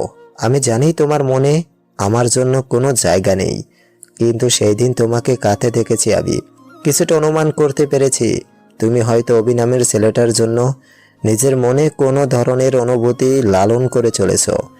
তাই আমি আজ আসার আগে অভির সাথে যোগাযোগ করেছি। তোমার ব্যাপারে সবকিছু বলেছি ওকে। অভি তোমাকে সত্যি খুব ভালোবাসে, তোমার জন্য অপেক্ষা করছে ও। তুমি যদি রাজি থাকো তাহলে আমি তোমাকে অভির কাছে পৌঁছে দেব। সিনথিয়া সিদ্ধান্তহীনতায় ভুগছিল। এরকম পরিস্থিতিতে তার কি করা উচিত সেটা বুঝতে পারছিল না। তার মধ্যে অনেক দ্বিধাদ্বন্দ্ব কাজ করছিল। রাজীব ব্যাপারটা বুঝতে পেরে বলে, আমাদের হাতে বেশি সময় নেই, যে কোনো মুহূর্তে কেউ এদিকটায় চলে আসতে পারে। তুমি একটা কাজ করো, চোখ বন্ধ করো, মন দিয়ে ভাবো তুমি কি করতে চাও। সিনথিয়া ঠিক তাই করে। নিজের আঁকি যুগল বন্ধ করেই সে অভিকে দেখতে পায়। তার মানে তার মন অভিকেই চাই। ভালোবাসা ভীষণ অদ্ভুত। মন যে কখন কার প্রেমে পড়ে যায় তা বলা মুশকিল। আমরা কেউ বলতে পারবো না যে পরিকল্পিতভাবে কারো প্রেমে পড়ে গেছি। কখনো কাউকে প্রথম দেখাতেই তার প্রেমে পড়েছি, তো কখনো কারো ব্যবহারে, আবার কখনো অকারণে ভালোবেসে ফেলেছি কাউকে। সিনথিয়ার ক্ষেত্রে অন্য কিছু হয়নি। আমি পালিয়ে যেতে চাই। আমি সত্যি অভিকেই পছন্দ করি। সিনথিয়া সহজে স্বীকারোক্তি, যা রাজীবের জন্য মোটেও সহজ ছিল না। রাজীবের মনে দারুণ ক্ষত তৈরি করে এই কথা। সে অনেক কষ্টে নিজের চোখের জল লুকিয়ে বলে, চলো, আমি এখান থেকে সুরক্ষিতভাবে তোমাকে নিয়ে যাব। সিনথিয়া রাজীবের সাথে বেরিয়ে যেতে ধরে। এমন সময় লুবানা আক্তার সিনথিয়ার রুমের দিকে আসছিল, যার ফলে তিনি ধরে ফেলেন তাদের। মুহূর্তে চিৎকার করে ওঠেন। রাজীব সিনথিয়ার হাত শক্ত করে ধরে তাকে নিয়ে দৌড় দেয়। রাজীব সিনথিয়াকে নিয়ে বাড়ির বাইরে পর্যন্ত আসে। নিজের বাইকে উঠে সিনথিয়াকে বলে, তুমি আর সময় নষ্ট করো না, তাড়াতাড়ি আমার বাইকে উঠে পড়ো ফার্স্ট। যে কোনো সময় আমাদের আটকানোর জন্য সবাই চলে আসতে পারে। সিনথিয়া তাই করে নিজের শাড়িটা ভালোভাবে সামলে নিয়ে উঠে পড়ে বাইকের মধ্যে। রাজীব বাইক স্টার্ট দিতে যায়, কিন্তু বাইক কিছুতে স্টার্ট হচ্ছিল না। রাজীব চেষ্টা করতে থাকে। অবশেষে অনেক চেষ্টার পর যখন বাইকটা একটু স্টার্ট হয়, তখন রায়হান ও তার বন্ধুরা এসে চারিদিকে ঘিরে ধরে। শেষ আশটাও যেন মোমবাতি আলোর মতো নিভে গেল। সবাই মিলে রাজীবকে টেনে টেনে বাইক থেকে নামায়। সিনথিয়াকেও নামানো হয় বাইক থেকে। রায়হান এসে ছিনিয়ে নেয় সিনথিয়াকে, বলে, আমি যখন বিয়ে করতে এসেছি তখন বিয়ে করেই ফিরবো। রাজীব কিছু বলতে যাচ্ছিল, কিন্তু সবাই এইভাবে তাকে ঘিরে ধরেছে যে সে চাইলেও কিছু করতে পারছিল না। সিনথিয়াকে তার ইচ্ছার বিরুদ্ধে টেনে নিয়ে বিয়ের আসরে নিয়ে যেতে থাকে রায়হান। রাজীব চেষ্টা করেও কিছুতে আটকাতে পারে না, শুধু চিৎকার করে বলতে থাকে, ছেড়ে দাও সিনথিয়াকে, আমি থাকতে ওর কোনো ক্ষতি হতে দেব না। এমন সময় সিয়ারুল হক চলে আসেন সেখানে। রাজীব তাকে দেখে ঘৃণাবার দৃষ্টিতে তাকায়, মাটিতে থুতু ফেলে বলে, কেমন বাবা আপনি? আপনি আসলে বাবা নামের কলঙ্ক। নিজের মেয়ের জীবন নিজেই নষ্ট করছেন। আপনার মতো বাবা থাকার চেয়ে অনাথ হয়ে জন্ম নেওয়া অনেক ভালো। যদি আপনার মধ্যে একটু মনুষ্যত্ব থেকে থাকে তাহলে আপনি এমন করতে পারতেন না। ডাইনিও নিজের ঘর ছেড়ে আক্রমণ করে, অথচ আপনি নিজের মেয়ের এত বড় সর্বনাশ করতে চাইছেন। রিজাউল হক মাথা নিচু করে দাঁড়িয়ে থাকে। আজ প্রথমবারের মতো তার খুব খারাপ লাগছে। নিজে করা অন্যায়ের জন্য অনুশোচনা হচ্ছে। অন্যদিকে রায়হান সিনথিয়াকে টেনে নিয়ে যাচ্ছে, বিয়ের আসরে উপস্থিত হয়েছে। তাকে জোরপূর্বক নিজের পাশে বসায়। এতপে কাজীকে বলে, আপনি বিয়ে পড়ানো শুরু করেন কাজী সাহেব। আজ আমি যখন বিয়ের উদ্দেশ্যে এসেছি তখন বিয়ে করে বউ নিয়েই ঘরে ফিরবো। কাজে তাই করে। সিনথিয়া ছটপট করছিল, কারণ এই বিয়ে সে কিছুতেই করতে চায় না। এরই মধ্যে কাজী বলে ওঠে, কবুল বলো মা। সিনথিয়ার মুখে কুলু আটে, কিছুতেই কবুল বলবে না সে। রায়ান তখন ভয়ানক একটি কাজ করে বসে। সিনথিয়াকে হুমকি দেয়, যদি তুমি কবুল না বলো তাহলে কিন্তু আমি ওই রাজীবকে শেষ করে দেব। সিনথিয়া নিজেকে অপরাধী বলে মনে করে, তাই তাকে বাঁচাতে এসে আজ রাজীব এত বাজেভাবে ফেসে গেছে সবকিছুতে। আজ তো রাজীবের হাতে গুটিয়ে বসে থাকতে পারত, শুধুমাত্র সিনথিয়ার ভালোর জন্য। তার কথা ভাবতে গিয়ে তাকে পালাতে সাহায্য করার জন্য ছুটে এসেছে এত দূর। আর শুধুমাত্র তার জন্য এখন সে এত বড় বিপদের মধ্যে পড়েছে। এখন কি করবে সিনথিয়া? নিজের স্বার্থ দেখে চুপ করে থাকবে নাকি রাজীবকে বাঁচানোর জন্য এই বিয়েটা করে নেবে? এখন সবটা নির্ভর করছে তার উপর। সিনথিয়া নিজের সাথে নিজেই যুদ্ধ করছিল। তার মনে নানা ভাবনায় খেলা করে যাচ্ছিল। সিনথিয়াকে মনেও থাকতে দেখে খেপে যায় রায়হান। ফোন করে নিজের বন্ধুদের নির্দেশ দেয়, ওই রাজীবকে মারতে থাক তোরা, প্রয়োজনে ওর হাত পা সবকিছু ভেঙে দে। এই পর্যায়ে আর চুপ থাকতে পারে না সিনথিয়া, বলে ওঠে, প্লিজ এমন কিছু করবেন না। আমি আপনার সব কথা মেনে নিব। আমি এই বিয়েটা করে নিচ্ছি। রাজীব ভাইয়ের কিছু করবেন না। গুড গার্ল, এখন ভদ্রমেয়ের মতো কবুল বলে দাও। সিনথিয়ার মাথায় কাজ করছিল না রাজীবকে বাঁচানো, ও এখন তার কোনো উপায় নেই। তাই সিনথিয়া নিজেকে প্রস্তুত করে কবুল বলার জন্য সিনথিয়া কবুল বলতে যাবে, এমন সময় ঘটে এক অদ্ভুত ঘটনা। শিয়ালুল হক বলে ওঠেন, থামো, এসব কোনো বিয়ে হবে না। সাথে সাথে পুলিশে চলে আসেন, এসে গ্রেপ্তার করে রায়হান ও তার বন্ধুদের। লুবানা একটা দাঁত কটমাট করে তা করতে থাকেন। সিয়ালুল হকের পিতৃত্ব হঠাৎ এইভাবে জেগে ওঠায় তার সব পরিকল্পনা নস্যাৎ হয়ে গেল। সিয়ালুল হক সিনথিয়ার কাছে আসে, সিনথিয়ার মাথায় হাত রেখে বলে, আমি জীবনে অনেক ভুল করছি সিনথিয়া, তোর সাথে, তোর মায়ের সাথে অনেক বেশি অন্যায় করছি। আমি নিজের ভুলটা এখন বুঝতে পারছি, তুই দয়া করে পারলে আমাকে ক্ষমা করে দিস। সিনথিয়া অশ্রু জলে এর চোখে তার বাবাকে বলে, আমি হয়তো নিজের প্রতি করা সব অন্যায়ের জন্য তোমাকে ক্ষমা করতে পারবো, কিন্তু আম্মুর সাথে তুমি যে অন্যায় করেছো তার জন্য আমি তোমাকে ক্ষমা করতে পারবো না, কারণ তার কোনো ক্ষমা হয় না। তবুও তুমি আমার আব্বু। আমি চাই তুমি আমাকে দোয়া করো যেন আমার ভবিষ্যৎ জীবন সুখের হয়। সিয়ালুল হক বলেন, আমি চাইতে সুখী হ, আল্লাহর কাছে এই প্রার্থনাই করবো যেন তোকে সুখী করে। আমার করা অন্যায়ের জন্য আল্লাহর কাছে ক্ষমা চাইবো। এখন থেকে আমি সম্পূর্ণ ভালো হয়ে যাব, দেখিস। সিনথিয়া আচমকা তার বাবাকে জড়িয়ে ধরে। শাহরুখও নিজের মেয়েকে বুকে আগলে নেয়। রুবানা আক্তার হৃদয়ে রক্তক্ষরণ হতে থাকে এই দৃশ্য দেখে, কিন্তু তাই কিছুই করার ছিল না। তাই দাঁতে দাঁত চেপে সব সহ্য করে। এমনিতেও আজকে সিনথিয়া এমনিতেই চলে যাবে, এইটা তার কাছে অনেক। বাবা থেকে বিদায় নিয়ে সিনথিয়া আসে রুবানা আক্তারের সামনে। তার সামনে এসে বলে, জানি আপনি কখনো আমার ভালো চাননি, এখনো চান না। আসলে কিছু মানুষ জীবনে কখনো বদলায় না। তবু আমি চাই আপনিও আব্বুর মতো নিজেকে বদলে ফেলার চেষ্টা করুন। অনেক অন্যায় তো করেছেন, এখন আল্লাহর কাছে মাফ চান। অন্তত কিছুটা সব সঞ্চয় করুন জীবনে। আপনার ভালোর জন্যই এই পরামর্শ দিলাম। আল্লাহ কিন্তু পরম দয়ালু, তার বান্দাদের ক্ষমা করে দেবেন নিশ্চয়ই। রুবানা আক্তার কতটা প্রভাবিত করলো এই কথায় সেটা বোঝা গেল না। সিনথিয়া নিজের পৃথিবীটা ত্যাগ করে রাজীবের বাইকে উঠে পড়ে। এখন তার গন্তব্য স্থল অভির নিকট, যাকে সাথে নিয়ে জীবনের বাকি দিনগুলো পার করতে চায় সিনথিয়া। মাঝপথে আচমকা বাইক থামিয়ে দেয় রাজীব। সিনথিয়া জিজ্ঞেস করে, এখানে থামলেন কেন? আপনি না বলেছিলেন অভি শহরউদ্দি উদ্যানের পাশে আমার জন্য অপেক্ষা করছে? রাজীব কিঞ্চিত হেসে বলে, আজ থেকে তো চিরকালের জন্য তুমি অভির হয়ে যাবে। তার আগে কিছু সময় কি আমি তোমার থেকে পেতে পারি সিনথিয়া? রাজীবের কাতর ওর আবেদন। সিনথিয়া মনকে নাড়া দিয়ে যায়, কিন্তু সিনথিয়া কি বলবে সেটা বুঝতে পারছিল না। রাজীব পুনরায় বলল, চিন্তা করো না, বেশি সময় নেব না, মাত্র 5 মিনিট দাও আমাকে। আমি শুধু মিনিট 5 তোমার হাত ধরে একটু হাঁটতে চাই।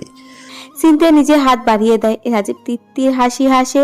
এতবার সিনথিয়াকে সাথে নিয়ে ফুটপাত ধরে হাঁটতে থাকে। ইচ্ছে ছিল এই হাতে ধরে আজীবন কাটিয়ে দেবে, কিন্তু ওই যে ভাগ্যে নেই। রাজীবের ভাগ্যের চেয়ে অনেক বেশি নিষ্ঠুর। ছোটবেলা থেকে এই ভাগ্যের জন্য তাকে বিভিন্ন কষ্টের মধ্যে দিয়ে যেতে হয়েছে। আজও তার ব্যতিক্রম না। সিনথিয়া অনুভব করতে পারছিল রাজীবের কষ্টটা, কিন্তু সেই বা কি করবে? ভালোবাসা এমন একটা জিনিস যেটা মন থেকে আসে, জোর করে কাউকে ভালোবাসা যায় না। আমাদের মনও বড় অদ্ভুত, কখন তাকে ভালোবেসে ফেলে বোঝাই বড় দায়। রাজীব আর নিজের আবেগটাকে নিয়ন্ত্রণ করতে পারছিল না। সিনথিয়ার কাছে আবদার করেই বসে, আমি কি তোমাকে জড়িয়ে ধরে একটু কাঁদতে পারি? সিনথিয়া ফেলতে পারে না এই আবেদন, অনুমতি দিয়ে দেয়। রাজীব তখন সিনথিয়াকে জড়িয়ে ধরে অশ্রু বিসর্জন করতে থাকে। এক পর্যায়ে সিনথিয়াও নিজেকে আটকে রাখতে পারে না, সে টুকরে কেঁদে ওঠে। কান্নারত অবস্থায় বলে, কেন এত ভালোবাসলেন আমায়? আমাকে ভালোবেসে কি পেলেন আপনি? শুধুই কষ্ট। এই কষ্ট তো আপনি ডিজার্ভ করেন না। আমি কখনো মনে করবো না আমি তোমার ভালোবাসা পাইনি, কারণ আমি তো তোমাকে ভালোবাসতে পেরেছি, তুমি আমায় ভালোবাসতে পারোনি। সিনথিয়া বলে, কি লাভ হলো এই ভালোবেসে? আমাকে ভালোবাসা কি তাহলে আপনার ভাগ্যের দোষ? তুমি আবার মনে আছো, কিন্তু ভাগ্যের ভাগ্যের দোষ দেব না আমি, কারণ দোষ আমার বোনের। সিনথিয়া এই পর্যায়ে রাজীবের থেকে দূরে সরে যায়। মাটিতে লুটিয়ে চিৎকার করে বলে, আমার জীবনের সব থেকে বড় আফসোস থেকে যাবে যে আমি আপনাকে ভালোবাসতে পারি না। রাজীব তৎক্ষণাৎ সিনথিয়াকে টেনে তোলে। নিজের কষ্ট বলে অশ্রু মুছে সিনথিয়ার চোখের জল মুছে দিতে বলে, তুমি ভালোবাসোনি তো কি হয়েছে, আমি তো বাসি, ডুবে ডুবে ভালোবাসি, তুমি না বাসলেও আমি বাসি। নিজে বাইকে উঠে সিনথিয়াকে উঠতে বলে রাজীব। সিনথিয়া বাইকে ওঠে। রাজীব বাইক স্টার্ট দেয়। সিনথিয়া রাজীবের কাঁধে স্পর্শ করে বসে থাকে। এই স্পর্শের মাধ্যমে রাজীব অনুভব করার চেষ্টা করে সিনথিয়াকে। সিনথিয়ার প্রতিটা স্পর্শ আজ থেকে অন্য কারোর নাম হবে। কথাটা ভাবতেই রাজীবের ইচ্ছে করছে ভাগ্যটাকে বদলে দিতে। সে কোনো কিছু বিনিময়ে যদি ভাগ্যর লেখা পরিবর্তন করা যেত, তাহলে সে এক্ষুনি সিনথিয়াকে নিজে করে নিত, কিন্তু সেটা যে সম্ভব নয়। তাই এক বুক না পাওয়া গ্লানি নিয়ে থাকতে হবে রাজীবকে। গাড়ি এসে থামে সোয়াদিয়া উদ্যানের সামনে।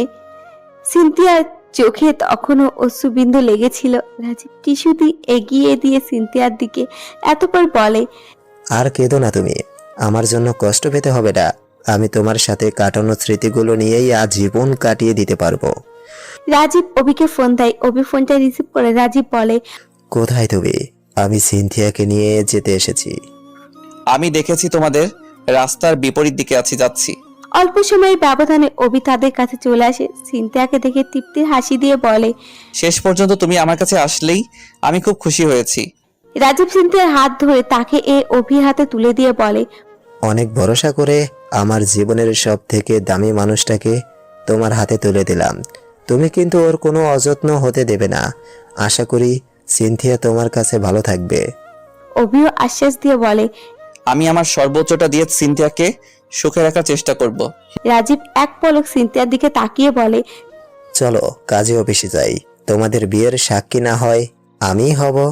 সিনথিয়া জানে অভি এই দৃশ্য সহ্য করতে পারবে না, তাই সে বলে, আপনি আমাদের জন্য অনেক করেছেন, এর জন্য আপনার কাছে চিরকাল কৃতজ্ঞ থাকব। কিন্তু আপনাকে আর কিছু করতে হবে না। আমরা আমাদের কিছু বন্ধু বান্ধব ডাকবো, তারা না হয় সাক্ষী হবে। রাজীব বুঝলো সিনথিয়া তাকে আর কষ্ট দিতে চায় না, তাই এমন কথা বলছে। কিন্তু সিনথিয়াকে হারিয়ে তো এমনিতেও কষ্ট পেয়েছে সে, আর কোনো কষ্ট তার কাছে কোনো কিছুই নয়। তবুও সিনথিয়ার মন রাখতে রাজীব বলে, আচ্ছা, তোমরা ভালো থেকো। তোমাদের ভবিষ্যৎ জীবন সুখের হোক। আমি তাহলে যাচ্ছি। রাজীব চলে যায়। যাওয়ার আগে একবারও ফিরে তাকায় না, কারণ সে যথেষ্ট কষ্ট পেয়েছে আর পেছনে ফিরে তাকাতে চায় না। সিনথিয়া মনে মনে বলে, আল্লাহ, তুমি রাজীব ভাইয়ের জীবনে এমন কাউকে এনে দিও যে তাকে ভালোবাসবে, যে তাকে সুখে রাখবে। নাহলে যে আমাকে চিরকাল আফসোস করে যেতে হবে, তাকে ভালোবাসতে না পারার আফসোস। রাজীব রাতে নিঝুম রাস্তা দিয়ে হেঁটে চলেছে। আজ তার পুরো জীবন এলোমেলো হয়ে গেছে। জীবনের সব থেকে দামি মানুষটা আজ সে হারিয়ে ফেলেছে। এক ব্যর্থ প্রেমিকের কষ্ট আজ রাজপথেও যেন কষ্টের অনুভূতি সৃষ্টি হয়েছে। जिसने आने से मुक्कल हो गई थी जिंदगी,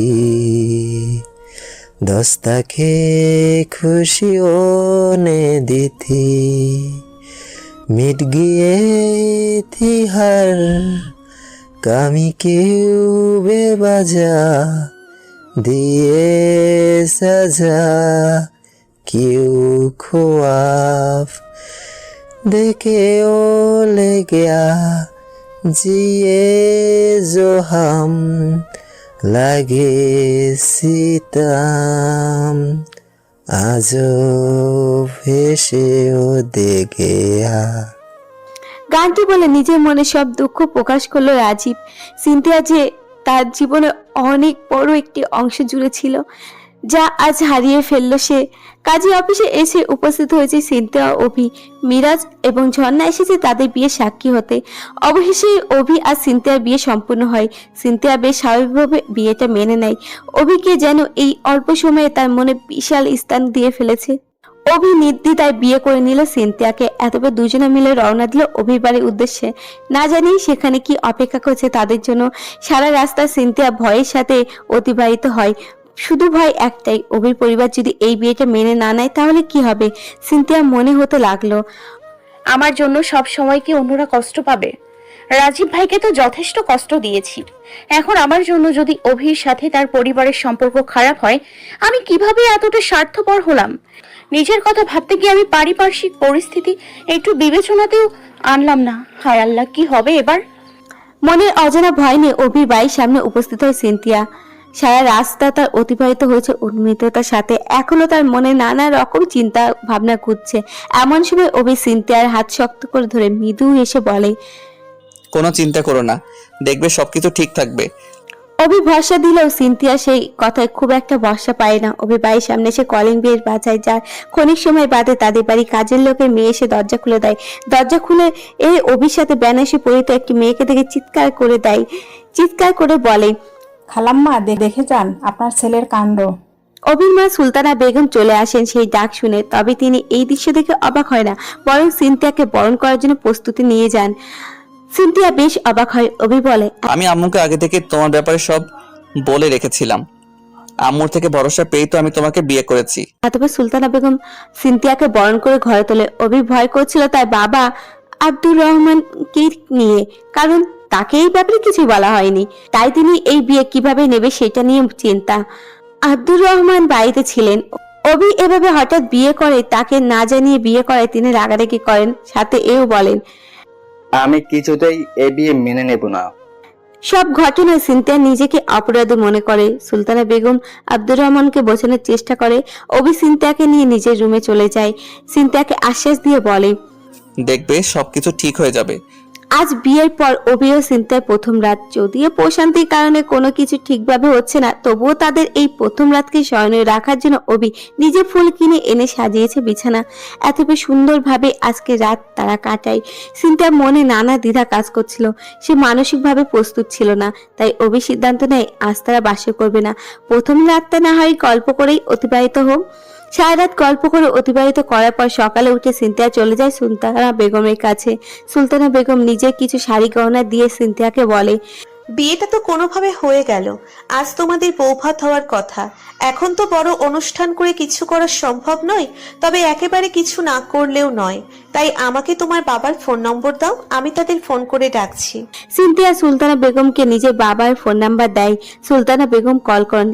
সিরাজুল হক ফোনটা রিসিভ হতেই সালাম বিনিময় করে, এতবার তাদের আসতে বলেন। সিরাজুল হক যদিও রাজি ছিল না, কিন্তু সুলতানা বেগম এমন ভাবে বলেন সে রাজি না হয়ে থাকতে পারে না। ক্ষুদ্র পরিসরে বৌভাতে আয়োজন চলেছে। আব্দুর রহমান এখনো নাকচ করে রয়েছে। সুলতানা বেগম এখন তৎক্ষণাৎ চলছে সব আয়োজন। এই অবধি সবই ঠিক ছিল। দুপুরে সিরাজুল হক আর লুবানা আক্তার চলে আসে এই বাড়িতে। লুবানা আক্তার তো চোখ ছানাবাড়া হয়ে যায় এই এত বড় বাড়ি দেখে। অপরদিকে সিরাজুল হক এই বাড়িতে এসে চমকে যান, কারণ এটা তার প্রথম স্ত্রী সেলিনা বাপের বাড়ি। এই বাড়ি থেকে গাড়ি পাঠানো হয়েছিল তাদের আনার জন্য, তাই আসার পর্যন্ত সিরাজুল হক কিছু বুঝতে পারেনি। তবে বাড়িতে ঢোকা মাত্র সিরাজুল হক আব্দুর রহমানের মুখোমুখি হন। এতদিন পর সিরাজুল হককে দেখে আব্দুর রহমান ছুটে আসেন, বলেন, তুমি? আমার বোন কোথায়? সেও কি এসেছে? সিরাজুল হক আপনা আপনা করতে থাকে।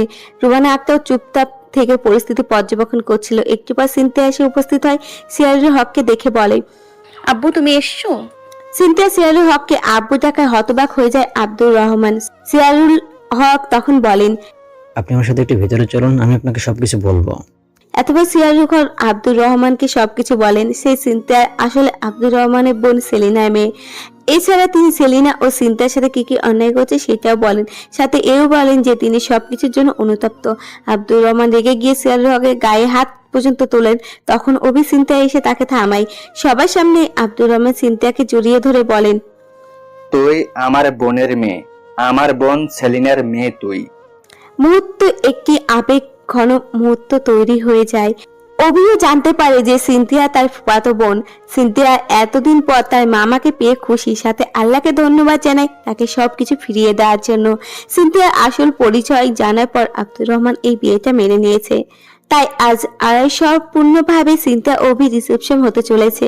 পুরো বাড়িতে চলছে অনেক বেশি আয়োজন। হরেক রকম রান্নার সাজগোজ চলছে বাড়িতে জুড়ে। সিনথিয়াকে খুব সুন্দরভাবে সাজানো হয়েছে।